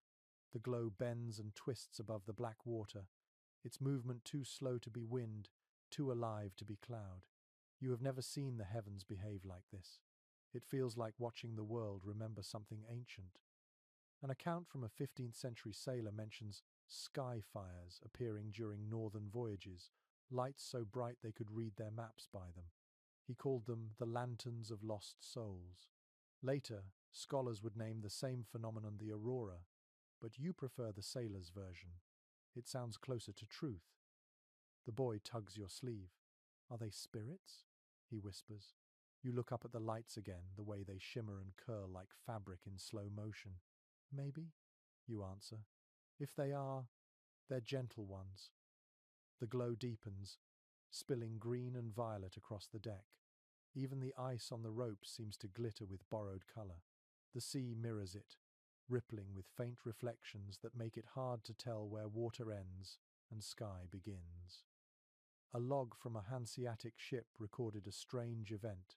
During nights when the lights danced brightest, the sea sometimes shone too, filled with pale fire from unseen creatures below. The writer claimed he could see his reflection glowing. You look down now, and for a heartbeat, you see it too, the faint glimmer of movement beneath the waves. Someone murmurs a prayer. Another whispers that it's bad luck, a warning from the dead. A third laughs softly, as if the fear itself is too cold to grip. You just watch, the colors washing over your face. The beauty feels both comforting and wrong, as if the universe has forgotten that you're supposed to be miserable. The boy cups his hands to the sky as if trying to catch the light. His breath fogs, blending with the glow.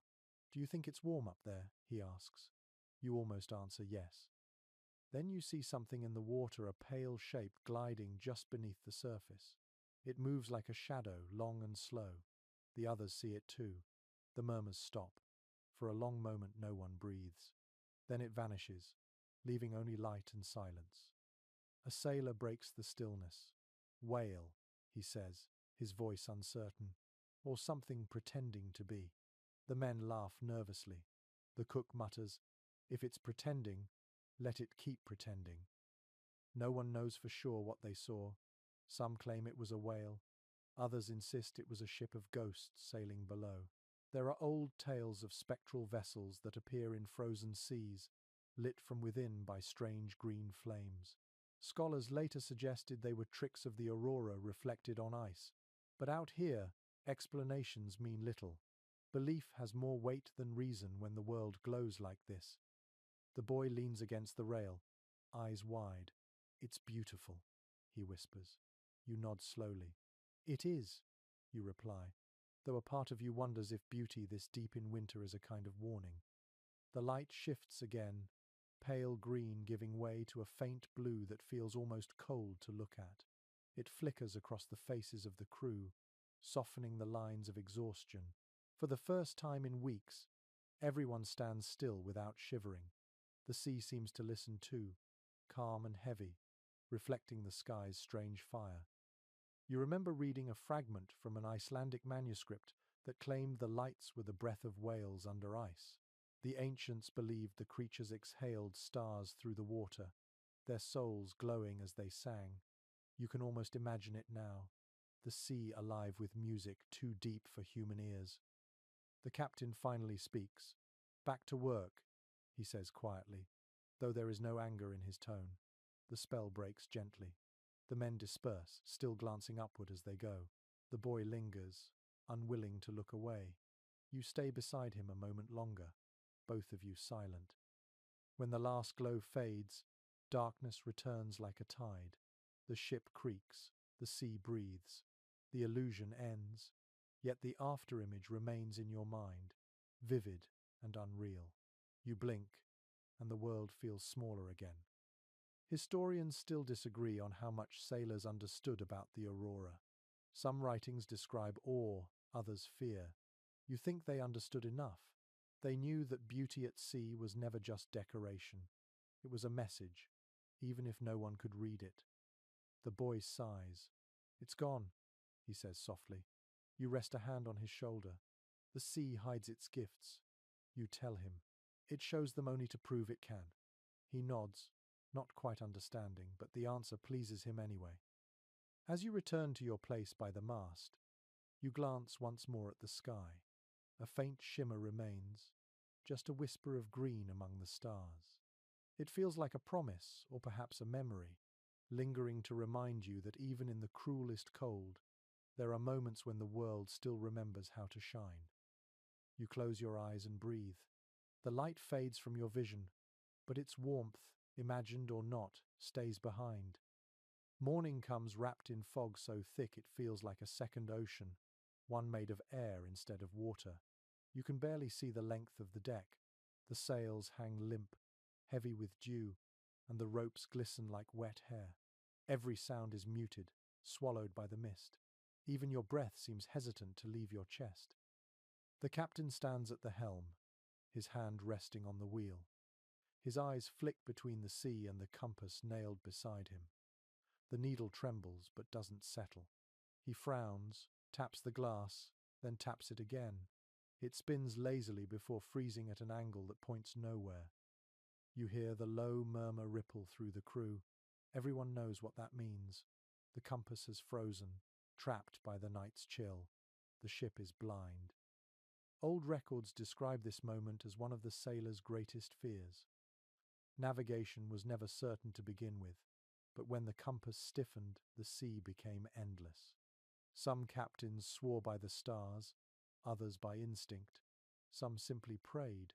You watch your own captain now, his breath clouding the glass, trying to thaw the frozen needle with patience instead of panic. The boy leans beside you, his voice a whisper. "Can't he just heat it with a candle?" You shake your head. One spark, and this whole ship burns. We wait. The waiting feels heavier than the cold. A sailor kneels beside the compass and opens a small pouch of sand. He sprinkles it gently over the glass, muttering a few words under his breath. You have seen him do it before. He believes the earth will guide the metal back to life if it tastes soil again. The others pretend not to watch, but every man on deck leans slightly closer.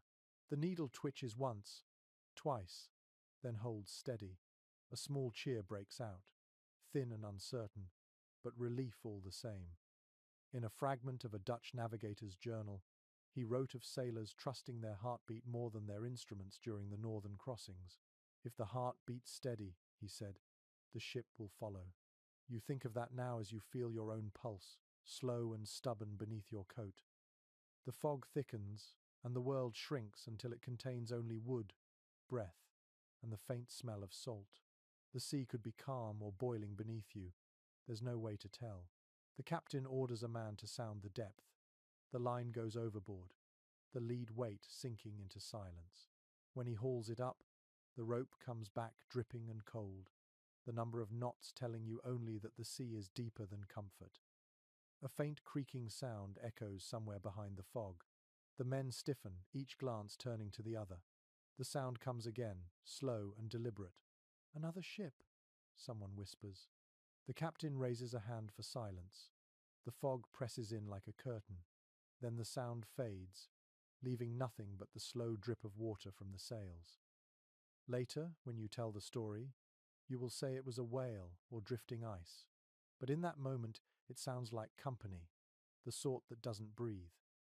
An old superstition said that when the compass froze, the souls of drowned sailors walked beside the ship, guiding it for a price. No one ever agreed on what the price was. You hope it's only fear, because you've already paid plenty. The boy tries to joke, "Maybe they're here to steer for us." His voice wavers despite the smile. You ruffle his hair and say, "Then let's hope they know where we're going."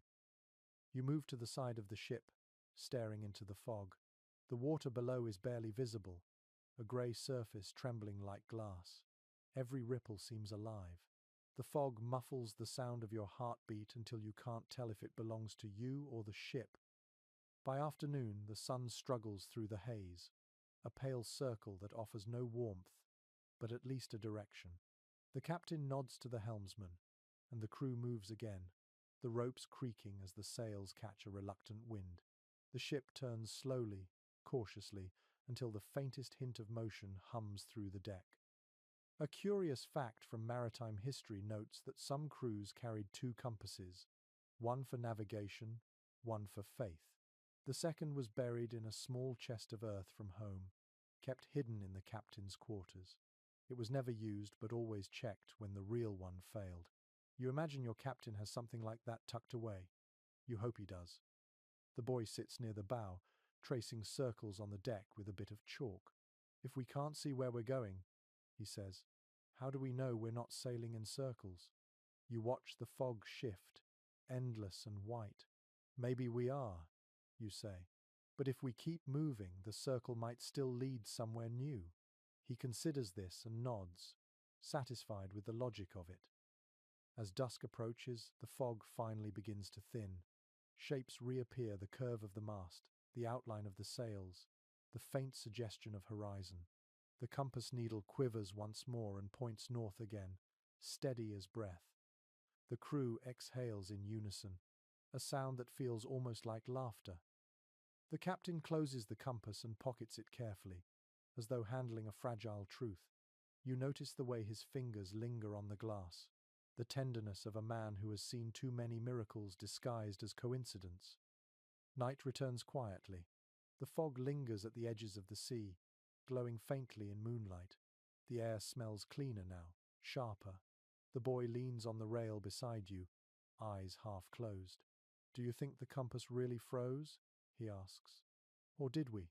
You smile, not sure you know the difference. Above, the stars return, countless and cold. You breathe in deeply and feel something shift inside you, a tiny spark of faith in direction, not in tools or maps, but in the stubborn rhythm of movement. As long as the ship drifts, you decide you are still home. The next night arrives without warning, slipping across the water like ink spreading on parchment. The wind drops away and the cold grows heavier, pressing into every seam of clothing, every crack in the deck. The air feels thick enough to drink, the kind that freezes words before they leave your mouth.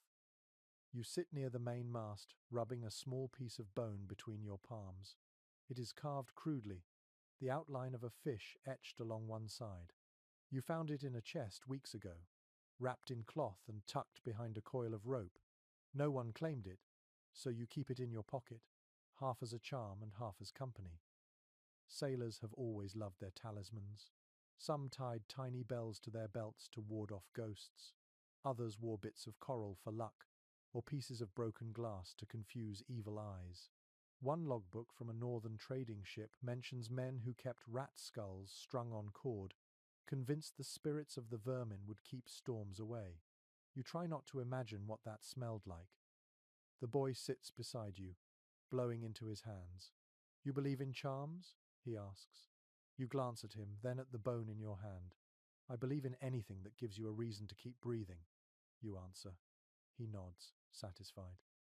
From below deck, someone starts muttering a prayer, low and rhythmic. The words drift upward through the gaps in the planks, strange and beautiful in their repetition.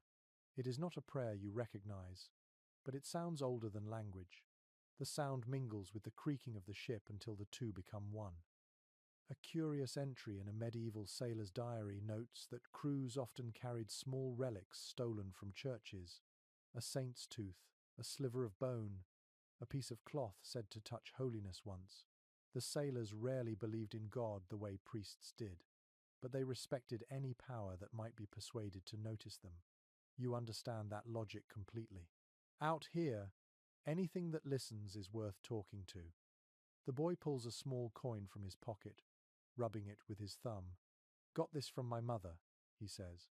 "She said if I kept it warm, I'd always find my way home." You look at him for a long moment, then nod.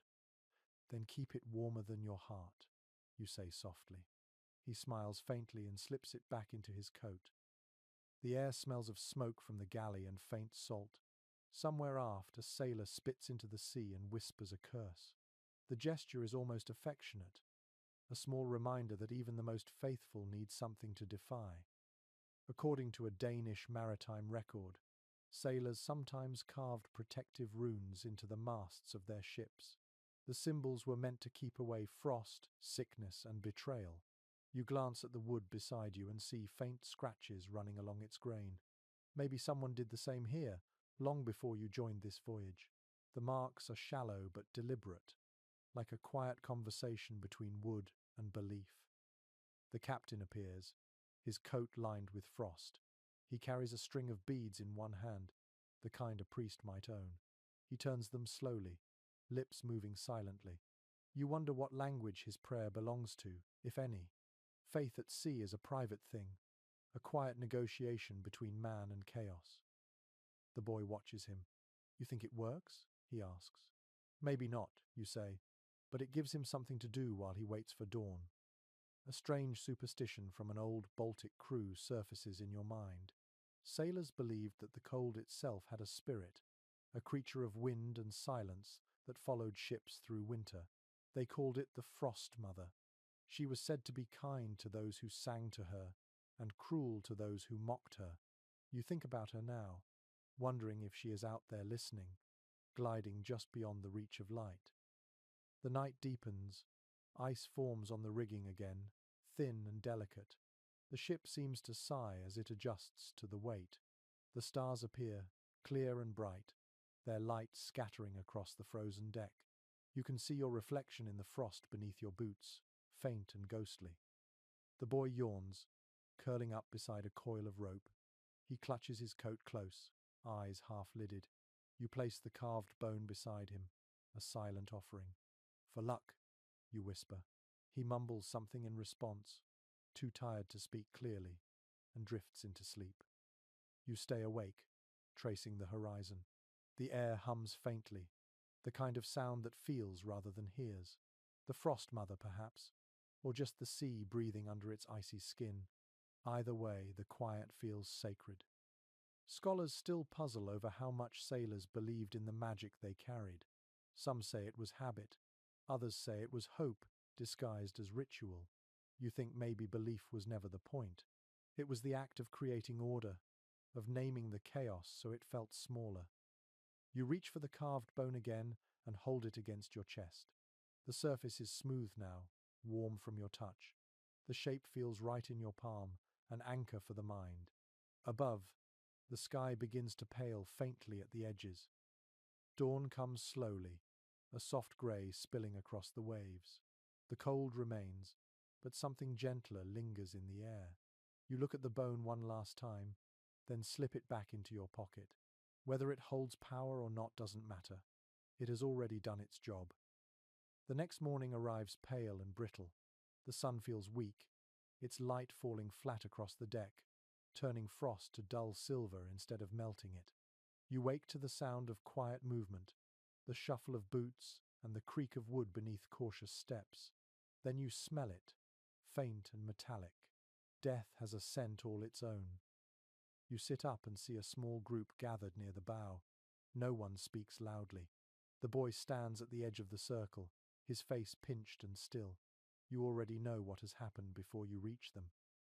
A sailor lies on the deck, wrapped in a piece of canvas once used to cover barrels. His eyes are closed, his skin almost translucent. Frost glitters along his beard like tiny jewels. Someone has placed a small stone over his chest to keep the wind from lifting the fabric. For a while, no one moves. Death at sea is not a surprise, only an interruption. It arrives quietly, without drama, like another kind of weather. The captain approaches, hands clasped behind his back. He looks at the body for a long time before nodding. He goes with the tide, he says softly.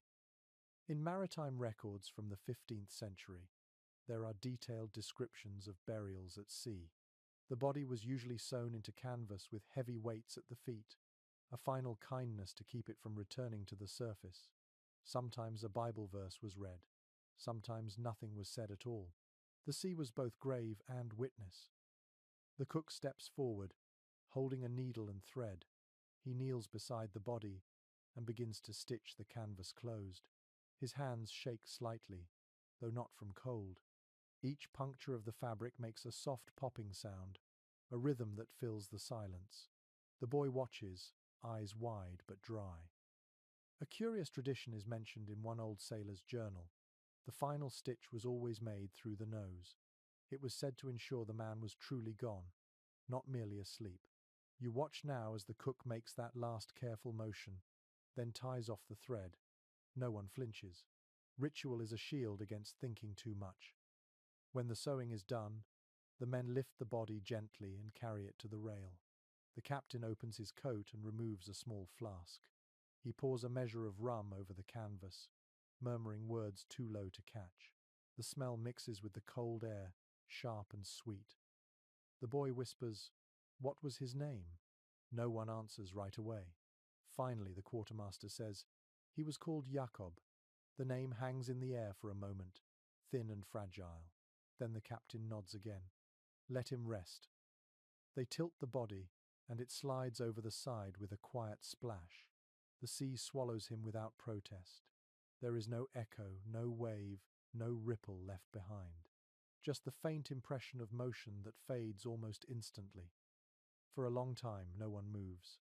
The sound of the ship resumes slowly, the creak of wood, the sigh of the wind, the endless rhythm of survival. The captain wipes his hands on his coat and walks away. The cook collects his needle, his face unreadable. The boy remains at the rail, staring into the water.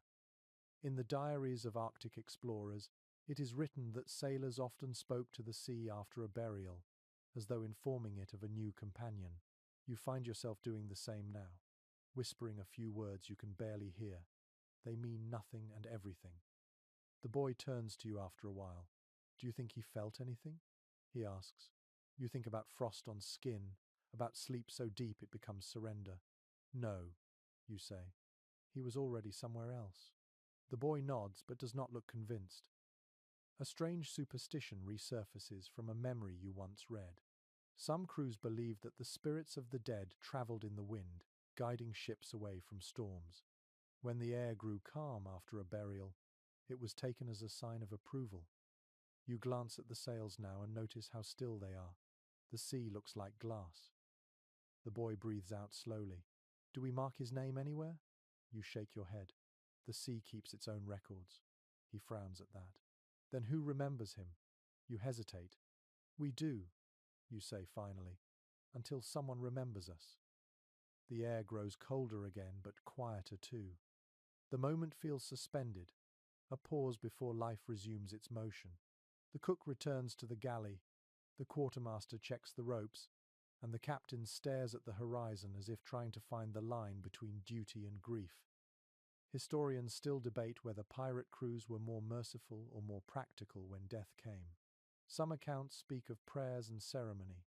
Others suggest a body might be gone before sunrise to save time. You think perhaps both can be true. Out here, mercy and practicality wear the same face. Night comes early. The sea glows faintly in the moonlight, calm and endless. You lean against the rail where Jakob went overboard and listen to the water breathing below. The sound is steady, like a heart that belongs to no one. The boy sits beside you, silent for a long time. Then he says softly, "Maybe he's warm now." You don't answer. You just nod, watching the place where the water shifts, imagining the weightless peace waiting below. The next morning smells of smoke and salt. The ship has drifted closer to land, though at first no one is sure where. A faint line of dark shapes emerges from the mist ahead, jagged against the pale horizon. The captain leans over the rail and squints. "Ice ports," he mutters. The word alone carries both relief and caution. You follow his gaze and see a narrow inlet lined with snow-covered rocks. Beyond it, a handful of wooden buildings huddle together like animals keeping warm. Smoke curls weakly from their chimneys. The sight of firelight feels like a promise of life after too many frozen nights. The boy beside you grins. "We're saved," he says, already imagining warm rooms and food that doesn't crunch with salt. You smile, though the captain's expression tells a different story. Shore means trade, but it also means risk. In the annals of northern trade routes, small ports like these were notorious for their shifting loyalties. They welcomed sailors one week and robbed them the next. The cold didn't breed kindness, it bred necessity. Everyone was surviving someone else's hunger. The ship creaks as it anchors near the shore. The sound of the ice grinding along the hull makes you wince. The captain orders a few men to lower a small boat. The boy jumps in before anyone can stop him. "I'll help," he insists. The captain narrows his eyes but allows it. You climb down after them, the oars stiff with frost. The water near shore is half ice, half slush. The boat moves slowly, cutting through the grey surface. The air smells cleaner here, sharp with pine and distant smoke. As you near the dock, a figure steps out from one of the wooden huts. A man in a fur coat waves lazily, his face hidden beneath a hood. The boy whispers, "Do you think they'll trade with us?" You nod. "Everyone trades. It's only a question of what they take." When you reach the dock, the man steps closer. His beard is white, his eyes small and wary. He greets the captain in a language you half recognize but cannot follow. The two speak quietly for a while, gestures doing most of the work. Then the man nods and beckons you all toward the shore. Inside the largest hut, the air is warm and thick with the scent of burning peat. The walls drip from melted frost.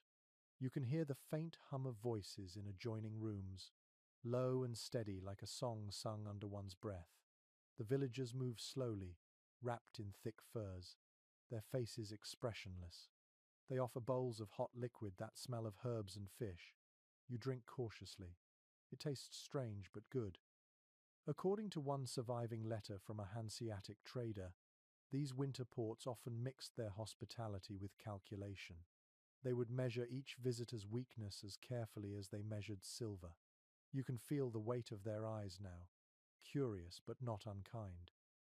They are assessing you, taking stock of who looks strong, who looks tired, who might trade too easily.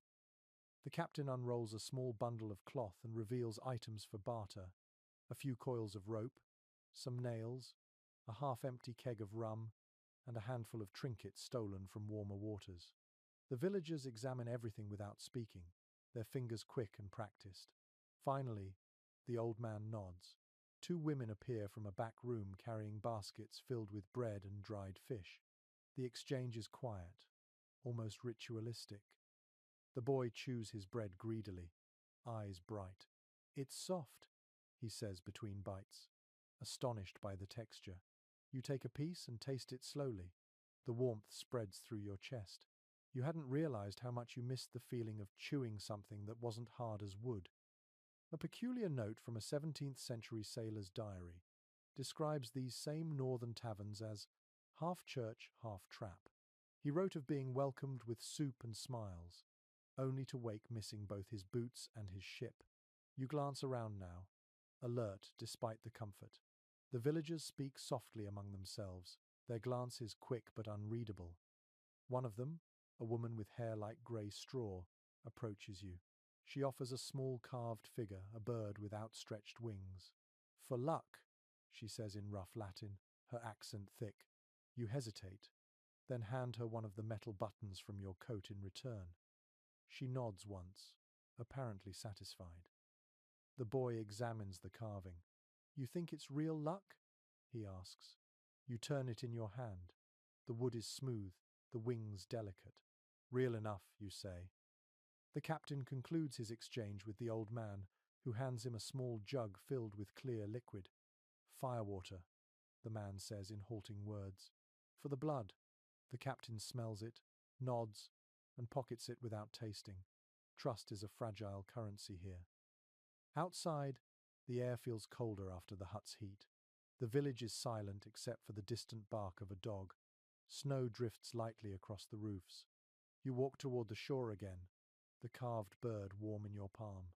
The boy hums softly beside you, the tune slow and uneven. Historians still disagree on whether pirates found allies in these remote ports or simply temporary truces. Some records suggest entire winters spent living among locals, trading stories for shelter. Others tell of betrayal, ships burned for their iron.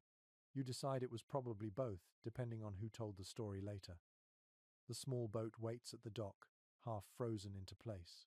As you push it free, the old man watches from the shadows, his expression unreadable. He raises a hand in farewell, or perhaps in warning. The boy waves back enthusiastically. The row back to the ship feels longer. The sea crackles around the oars, ice breaking with every stroke. When you finally climb aboard, the air feels colder, emptier. The captain distributes the bread carefully, one piece each, then disappears into his cabin. You sit near the mast, breaking your bread into smaller bites to make it last. The carved bird rests in your pocket, its wings pressed against your thigh. You glance toward the shore, where the faint smoke still rises into the grey sky. For a moment you can almost believe in warmth again. The day after leaving the ice port, the ship groans like a wounded animal. The air is brittle and dry, the kind of cold that silences breath before it leaves the mouth. The sails hang stiff with frost, catching only the weakest sighs of wind. Every man on board moves as if carved from wood. You are on deck with a needle, a strip of canvas, and a prayer you don't quite remember. The storm 2 nights ago tore a hole through the foresail, a jagged wound that looks almost deliberate. The captain wants it mended before nightfall, though your fingers already feel like glass. The boy sits beside you, squinting against the glare of reflected light. "Hold it steady," you tell him, and he presses the torn edges together while you thread the needle. The cord is thick and waxed, meant to withstand wind and salt, but it's stiff from the cold. Each stitch is an argument with the air. The canvas resists, your hands shake, and the thread frays where it shouldn't. In the journals of 16th century sailors, there are endless entries about repairing sails in winter. Some wrote about it like poetry, others like confession. A single tear could cripple a voyage, and mending it often meant gambling with frostbite. You understand both now.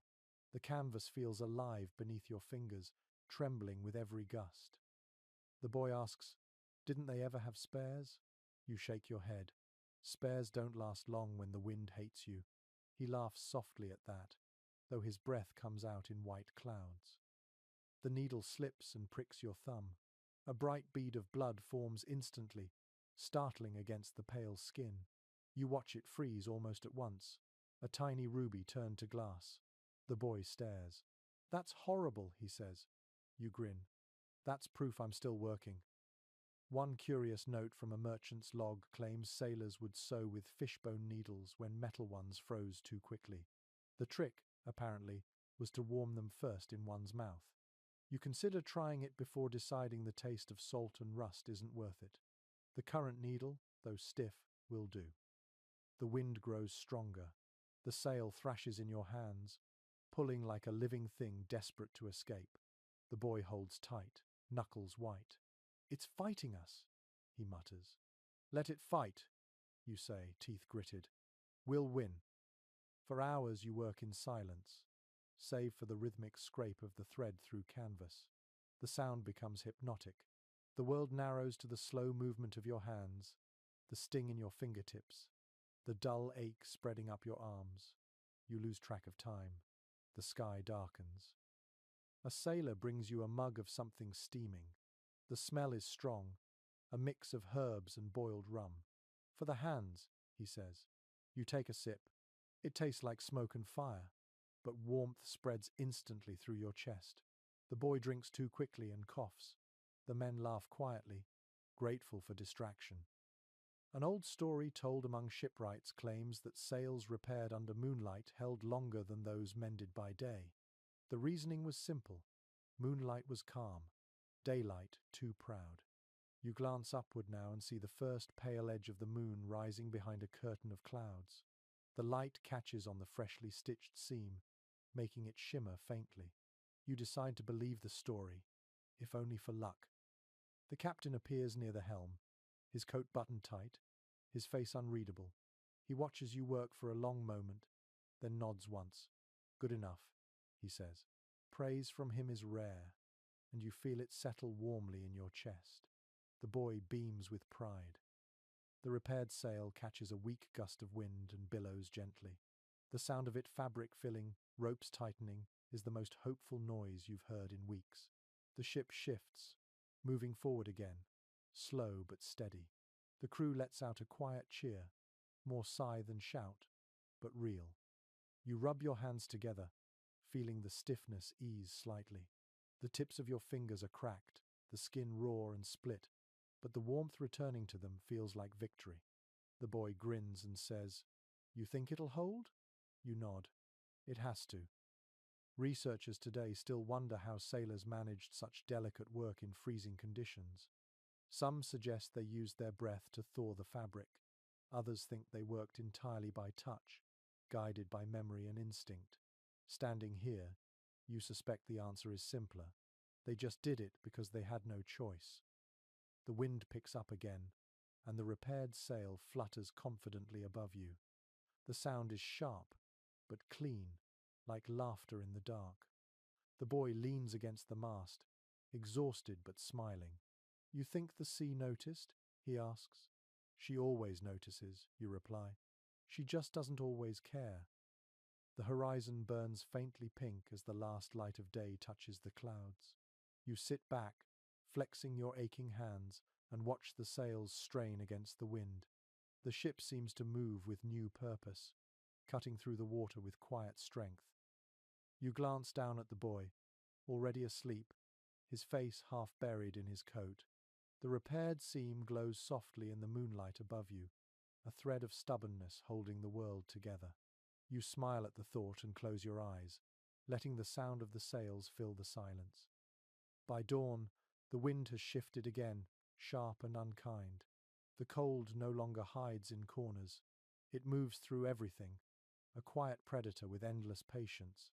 You wake to the sound of someone groaning below deck, a low and rhythmic noise that doesn't belong to sleep. When you climb down the ladder, you already know what you'll find. The ship's barber surgeon is bent over a man lying on a barrel lid, the air thick with the smell of salt, sweat, and something worse. The patient's foot is blackened, the skin hard as bark. Frostbite. You have seen the early stages before, white patches on fingertips, slow numbness, but this is beyond that. This is what happens when the cold decides to keep a part of you for itself. The surgeon looks up briefly, eyes sunken from sleeplessness. "Fetch me the oil," he mutters. You grab the small clay jar from a shelf and hand it to him. Inside, the liquid is dark and thick, made from whale fat and crushed herbs. It smells like smoke and seawater. The surgeon dips his fingers in and rubs the oil along the man's leg, speaking softly, almost apologetically. Medical records from seafaring expeditions mention countless such treatments. Sailors trusted fat, rum, and prayer in equal measure. Doctors were rare, but anyone who owned a knife and steady hands could become one. The surgeon here has both, though his expression suggests he wishes he had neither. The boy appears at the bottom of the ladder, wide-eyed. "What's happening?" he whispers. You motion for him to stay back, but he steps closer anyway, drawn by grim curiosity. "He's freezing from the inside," you say quietly. The boy shivers, clutching his coat. "Can't we warm him?" You shake your head. "Not that part anymore." The surgeon unwraps a bundle of tools. The metal gleams faintly in the weak light, each blade nicked and dull. "Hold him," he says. Two sailors obey, gripping the man's shoulders. You steady yourself against the wall as the knife descends. The sound it makes is quick, efficient, wet. The patient's scream tears through the air, sharp enough to split the silence above deck. No one looks away. The sea has taught you that pain is sometimes mercy. The surgeon works with the calm of someone who has seen this too often. He hums under his breath, a soundless tune, perhaps to drown out what he's doing. The air fills with the metallic tang of blood and the heavy sweetness of oil.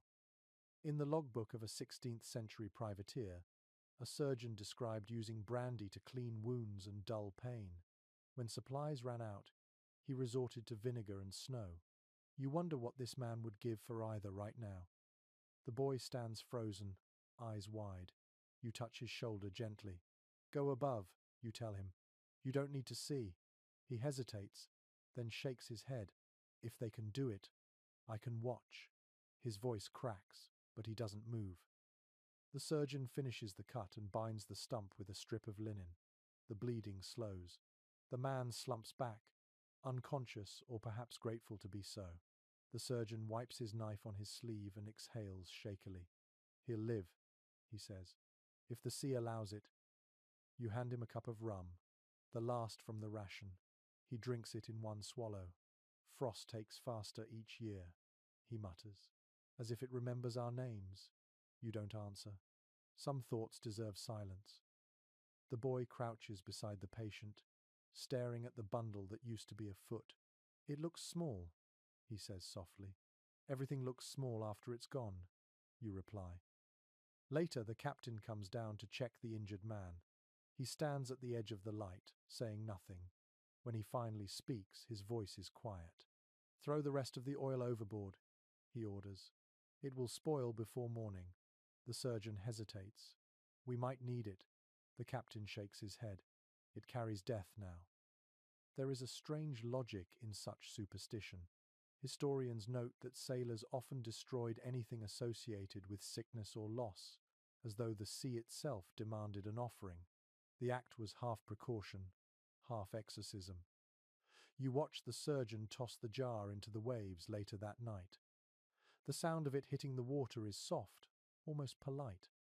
When the deck quiets again, you sit near the mast, staring at your hands. The smell of oil still clings to your skin. The boy sits beside you, silent. After a while, he asks, "Do you think it hurts after?" You look at him and shake your head. "No. Pain leaves when it has nothing left to claim." The stars shimmer faintly above, their light as distant as forgiveness. You breathe deeply, the cold air biting at your throat.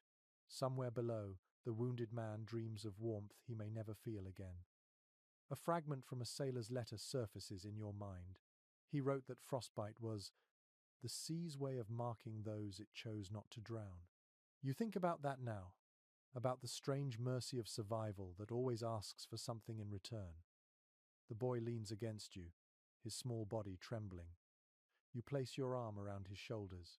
"Keep moving," you whisper. "Keep warm." The sea takes what stands still. He nods, eyes heavy with exhaustion. The ship rocks gently. The wind sighs through the rigging, and the world narrows to the quiet rhythm of breath and heartbeat. The night is long, but you keep breathing, both for yourself and for the man below who cannot. The days have started to blend together. each one folded neatly into the next like pages left out in the rain. Time no longer feels measured by sunrise or tide, but by the sound of hands working and the smell of smoke that drifts from the galley. The cold has become so familiar that warmth now feels like a rumor. You are sitting near the lantern light, watching a man hunched over a scrap of parchment. His fingers tremble as he dips the quill into a small pot of ink, but he writes carefully, each word placed as though it might fall off the page if he rushed. It takes you a moment to realize he is writing a letter. Ink freezes easily in weather like this. To keep it fluid, sailors used to mix soot with rum or lamp oil, creating a slow, thick black that resisted the frost. The man now warms the quill between his palms before touching it to the paper. The tip scratches faintly, the sound small but steady. The boy sits beside you, curious. "Who's he writing to?" he whispers. You shrug. "Someone who'll never see this letter, probably." He frowns. "Then why bother?" You smile faintly. "Sometimes the writing is the seeing." The man pauses, holds the parchment up to the lantern, and frowns at a smear of ink spreading across the words. He blows gently, but the breath turns to mist and falls back as frost. The ink stiffens again, trapping his sentence mid-thought. He sighs, mutters something about patience, and starts another line. In an old English sailor's notebook, there is a mention of men sealing their letters in bottles when the cold made delivery impossible. Some believed the sea carried them to the right shore. Others just wanted their words to outlive them. You wonder how many bottles still drift somewhere out there, their messages frozen into history. The boy watches, wide-eyed. "Do you write letters?" he asks. "Only in my head," you say. "The sea doesn't deliver paper." He nods thoughtfully. "If you could, who would you write to?" You hesitate before answering. "Someone who'd understand why I stayed." The man finishes his letter and folds it carefully. The paper cracks faintly, stiff with cold. He ties it with a bit of thread and slips it inside a small oilskin pouch. For a moment, he holds it close to his chest, as though warming it might make the words live longer. Then he tucks it into a gap between the planks near his bunk, a secret archive of hope. Historians often overlook such gestures. Ships' records speak of routes, cargo, and battles, but rarely of the small tendernesses that kept men human. The letters that survived are few and usually unsigned, but the handwriting always tells the same story. Shaky, uneven, alive. The boy reaches for a scrap of paper and a stub of charcoal. "I want to try," he says. He presses his tongue between his teeth as he writes slowly, clumsily. When he finishes, he hands it to you. The words are simple. "Dear home, I am cold but not dead yet." You fold it and give it back.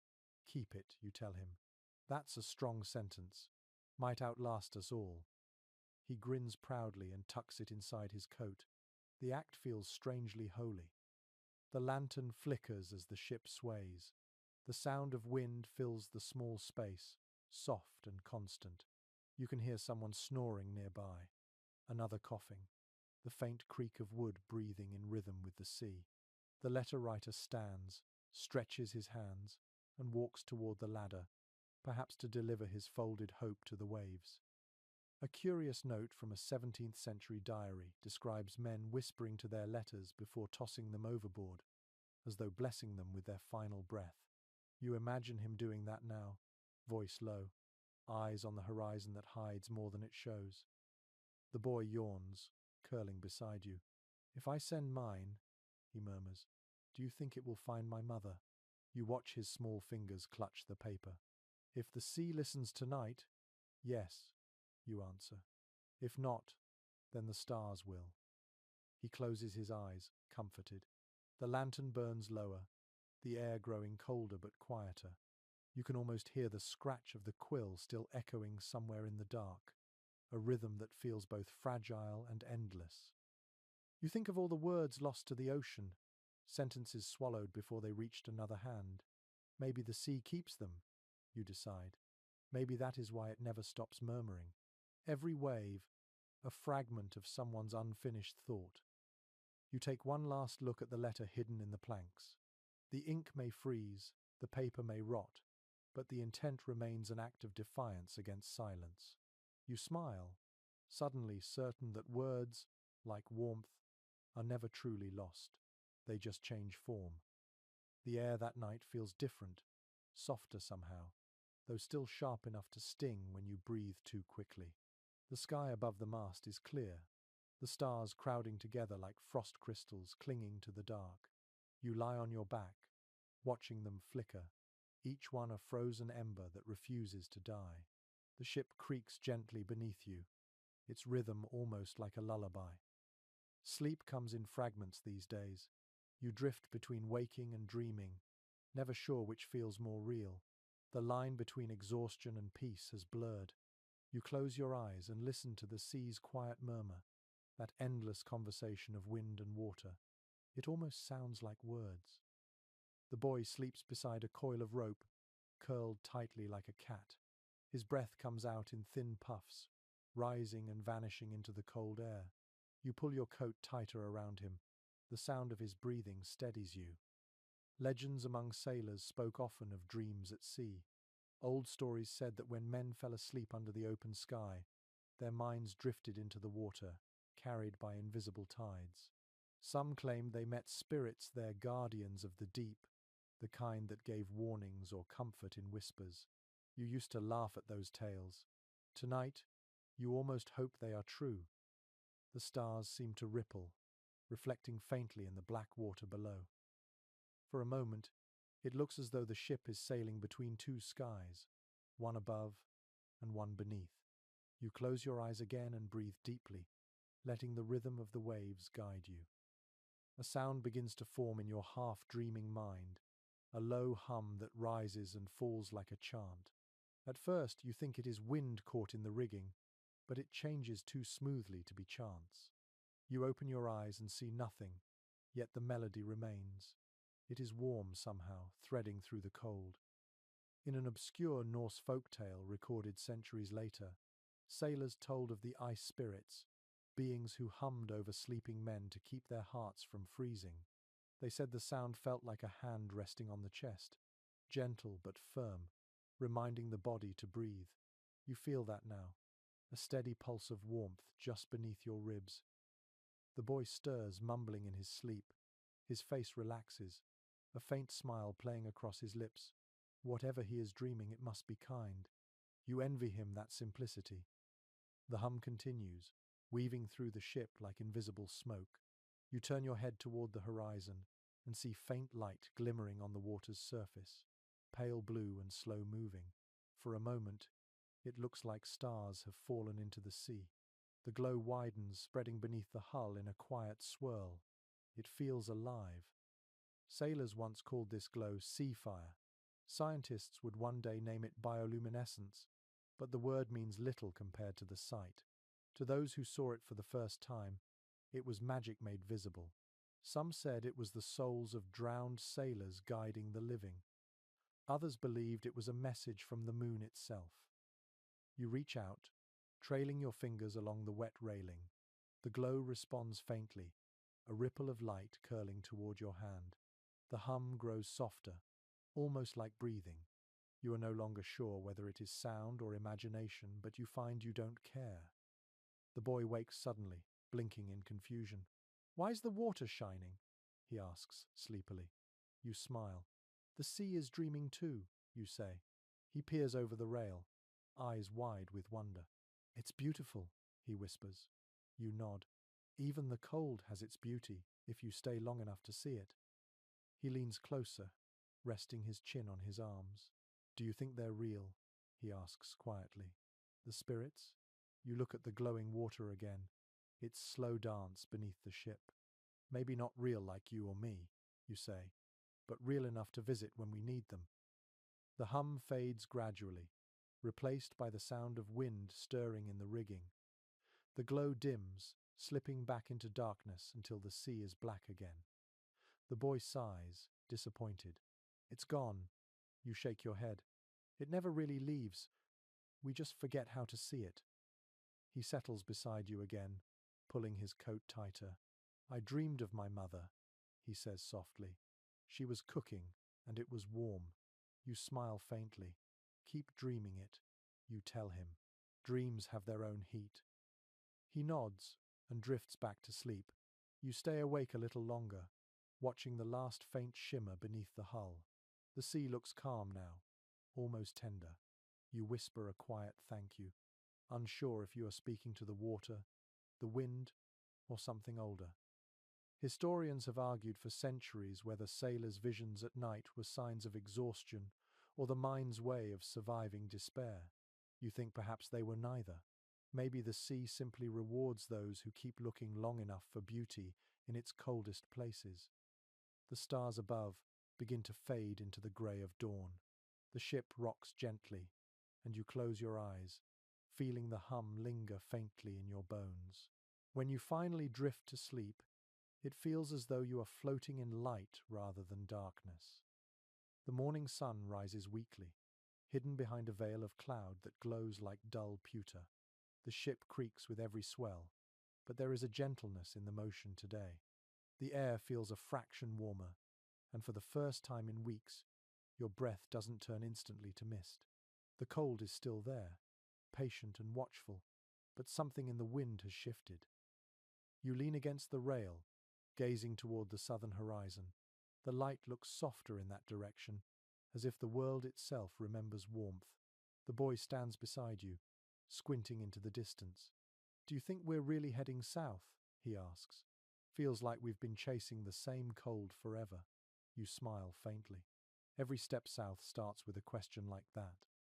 According to the journals of early privateers, the turn toward warmer seas was the quiet celebration of every winter voyage. There was no ceremony, no speech, only a sense of release that traveled through the crew like a slow tide. Men spoke more easily, shoulders loosened, even laughter began to sound less brittle. You can feel the same change happening now, subtle but unmistakable. The captain emerges from his cabin, blinking against the pale light. He stands still for a long time, studying the sky. Then he gives a single nod and says, "South." The word spreads quickly, repeated in half, whispers that sound like prayers. South, the direction of sun, of thaw, of life. The boy grins. "We'll be warm again?" he asks. "Eventually," you answer, "but the sea likes to test our patience first." A curious passage from an Italian explorer's letter speaks of how sailors could sense warmth before it arrived. "The smell of the air changed," he wrote, "turning sweeter, almost earthy. You sniff the wind now and find a trace of something new beneath the salt. It might be your imagination, but it smells faintly of soil and rain." The sails snap gently above as the crew adjusts their course. The ropes creak, and the deck tilts slightly, giving the ship a feeling of renewed purpose. You can almost hear the wood sighing in relief. The boy runs to the prow, shouting something about seeing birds, though what he's pointing at might just be drifting scraps of cloud. Still, his excitement spreads quickly. The men smile at his energy, some even laughing. You hadn't realized how much you missed that sound. Historians often write about pirates as creatures of greed and violence, but they rarely speak of hope, that quiet currency which keeps a crew alive longer than gold ever could. Hope is in every raised sail, every sunrise endured. It's in the boy's face now, bright with belief. The captain calls for repairs to the rigging before the weather turns. The men move without complaint. Their motions are slower than in summer, but the rhythm is returning. You take a turn at the ropes, your fingers raw but willing. The smell of pitch fills the air as someone works tar into the seams, sealing the wood against water. The sound of it, the slow, sticky slap, is strangely comforting. As you work, the boy hums behind you, the same tune from nights before, though it sounds lighter now. "That song again, you say?" He shrugs. "Keeps my hands from freezing." You grin, then keep singing. By midday, the sky brightens. A faint strip of blue appears between the clouds. The crew pauses to stare, blinking as if their eyes have forgotten color. The boy tilts his head back and laughs. It's such an honest sound that even the captain smiles. In one sailor's log from the 15th century, He described how men heading south would remove their gloves just to feel sunlight on their skin again, even when it burned. You decide to do the same. The warmth is barely there, but it feels real enough to chase away the ache in your fingers. The boy asks, "What will we see first when it gets warm?" You think for a moment. Birds, maybe whales, maybe even green on the shore. He nods eagerly. "And food that isn't soup?" You laugh. If the sea is kind. The hours drift by. The sails fill steadily. The ropes hum softly, and the sea changes color from grey to something deeper, almost blue. The frost that once clung to the deck begins to weep in tiny droplets. Each drop glints like glass before falling away. As evening comes, the temperature stills at a point just above freezing, which feels almost luxurious. The crew eats their rations without shivering. The cook even hums a tune as he stirs the pot. You watch the steam curl upward and feel, for the first time, that the ship might truly survive the winter's grip. A curious superstition written in an old whaler's diary claims that when the sea turns bluer after weeks of grey, it's because the ocean has forgiven the ship for surviving. You think about that as you watch the reflection of the dying sun ripple across the surface. Forgiveness or not, the sea feels different tonight, less like an enemy, more like an old teacher who has finally nodded in approval. The boy lies beside you, his head resting on his arm. "Do you think warmth makes people good again?" he asks sleepily. You look out over the darkening horizon, the faint pink glow fading into silver. "Not good," you say softly, "just softer." He smiles at that, eyes half closed. The wind moves gently through the rigging, whispering like a lullaby. Somewhere deep below, the sea sighs as if in answer. You pull your coat tighter, feeling the weight of the past weeks settling into something quiet, something almost peaceful.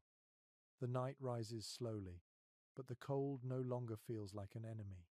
For the first time, you can imagine a future beyond it. You close your eyes, letting the soft rhythm of the waves carry that fragile thought into sleep. By the second day of sailing south, the wind turns warmer, enough that your breath no longer lingers in the air. The sea has shifted color again, deeper now, a grey touched with green that reminds you faintly of river water near spring. The crew moves with something that looks almost like energy. Even the ropes creak differently, their sound more alive than tired. You sit on a coil of rope near the galley, watching the boy repair a tear in his sleeve with careful stitches.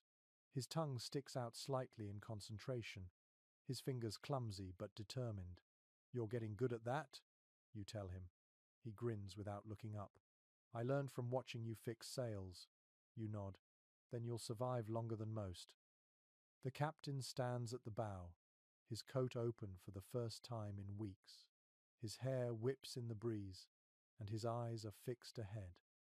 The sun has found enough strength to cast shadows again. They fall across the deck like soft ropes, pulling the world back into motion.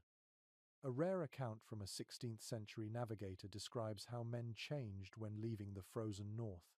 Their voices grew louder, their steps lighter, their tempers kinder. "Warmth," he wrote, "makes saints of sailors." You think about that now as laughter begins to return to the deck. Someone produces a battered violin from a crate, its strings slightly rusted but still able to sing. The musician tunes it slowly, listening to the sound with a small smile. When he begins to play, the melody drifts across the water like a memory too soft to disturb. It is a song about land, about fires in taverns and women laughing, about everything the sea can never give but sometimes lets you remember. The boy stops sewing and listens. His eyes shine in the sun, wide and wondering. "That's the sound of home," he says. You nod. Or maybe just the sound of wanting it. The cook appears with a pot of stew richer than usual, its scent carrying across the deck.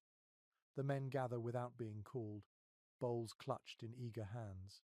Steam rises into the air, curling like incense. The cook grins at your expression. "Traded for spice back at the port," he says proudly. "Smells like a real meal, doesn't it?" You laugh and take a spoonful. The taste surprises you. Pepper, onion, something sweet at the edge. It feels almost sinful to eat so well. As you eat, the violin continues its song. Even the captain listens, his face softening. The sea responds gently, its surface rippling with light.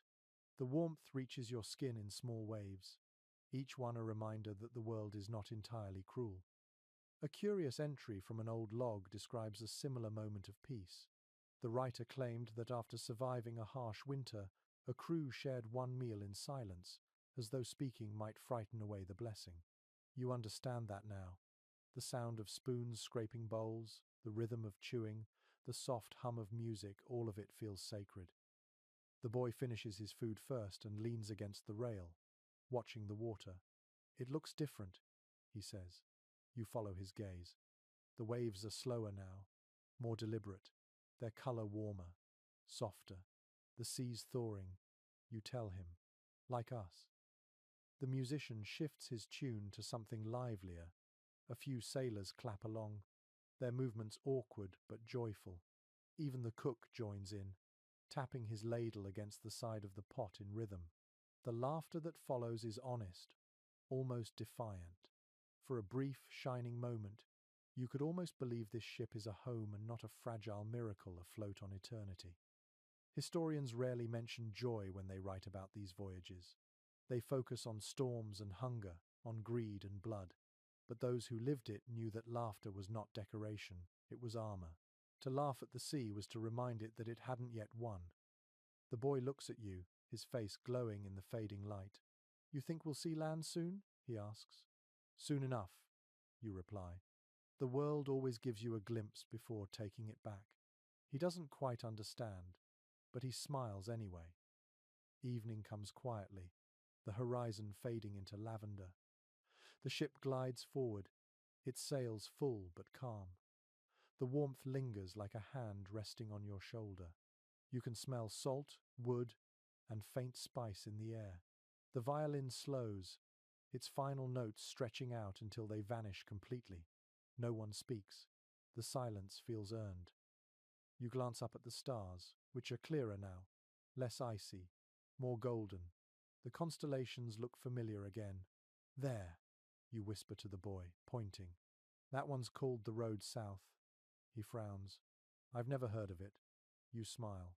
That's because sailors make new constellations when they survive old ones. He laughs softly. Then what happens when we run out of sky? We invent another, you say, and he nods as though it's the simplest truth in the world.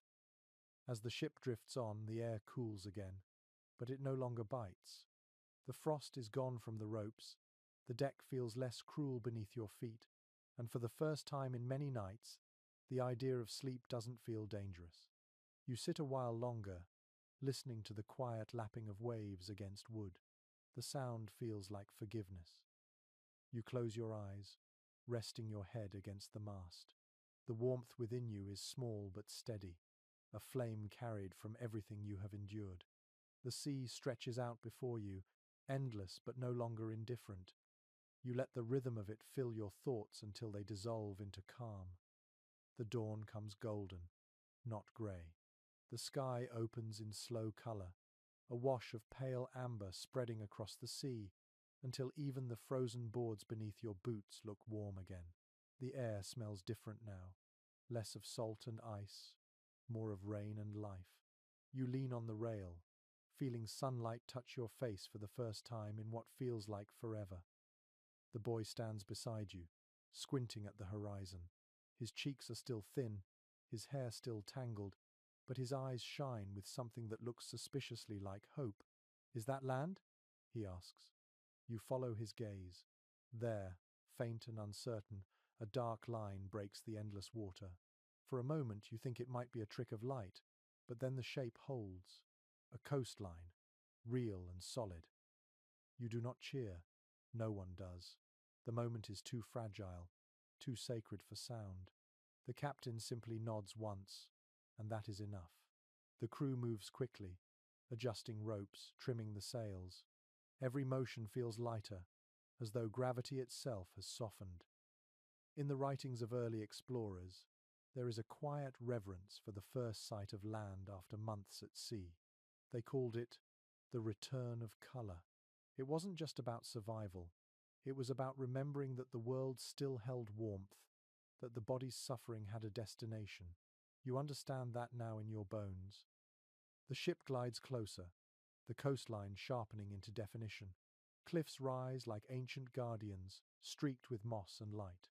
The sound of waves striking stone reaches you in soft bursts, gentle but sure. You can smell wet earth beneath the salt, a scent that feels impossibly alive. The boy laughs suddenly, bright and unrestrained. It startles the men nearby, but then they laugh too. The sound rolls across the deck, uncoordinated but real. Laughter has weight again. It doesn't float away on the wind like it used to. You remember a curious line from a sailor's logbook: "After winter seas, even dirt looks holy." You think of that as you watch a gull sweep past, its cry sharp and distant. The sky feels bigger with that sound in it. The captain orders the anchor prepared, though no one hurries. There is no storm now, no urgency, only the slow, careful return to something you had almost forgotten existed. The boy grips the railing so tightly his knuckles turn white. "We made it," he whispers. You nod. "We did." A peculiar belief from coastal folklore said that every sailor carried the sea in his blood, and when he stepped on land again, the sea mourned the loss. You think about that as you watch the waves break against the hull, as if reluctant to let you go. The rhythm feels like a heartbeat, slow and steady, matching your own. The boy turns to you. "Do you think we'll stay?" he asks. You smile softly. No sailor ever really stays. We only rest until the sea calls again. He frowns, but then nods, as if he already understands that truth somewhere deep inside. The crew begins to gather what little they own. A few coins, scraps of rope, a knife dulled by salt. You do the same, packing quietly. The carved bird the old woman gave you rests in your pocket. You take it out and hold it against the light. Its wings glow faintly, as though it remembers something you do not. Historians often speak of pirates as wanderers who sought fortune, but you know better now. Most sought warmth, or meaning, or simply a story worth telling before the sea took their names. You look around at your crewmates, the tired eyes, the cracked hands, the smiles that look too small for their faces, and you see something like peace among them. The boy leans his head on your arm. "What do you think we'll find there?" he asks. "Whatever we've earned," you reply. "Maybe a little sun, maybe a little silence." He nods again, satisfied. The ship slows. The sails loosen. The anchor drops with a deep splash that sounds almost like relief. The sea settles beneath you, its endless voice softening to a whisper. The boy grins and lifts his face to the sunlight. "It's warm," he says. "Really warm." You close your eyes and breathe deeply. The air tastes new. For the first time in months, the cold inside you begins to melt. The warmth doesn't feel fragile anymore. It feels deserved. The sea, still vast and patient, rocks the ship one last time, as though giving permission to rest.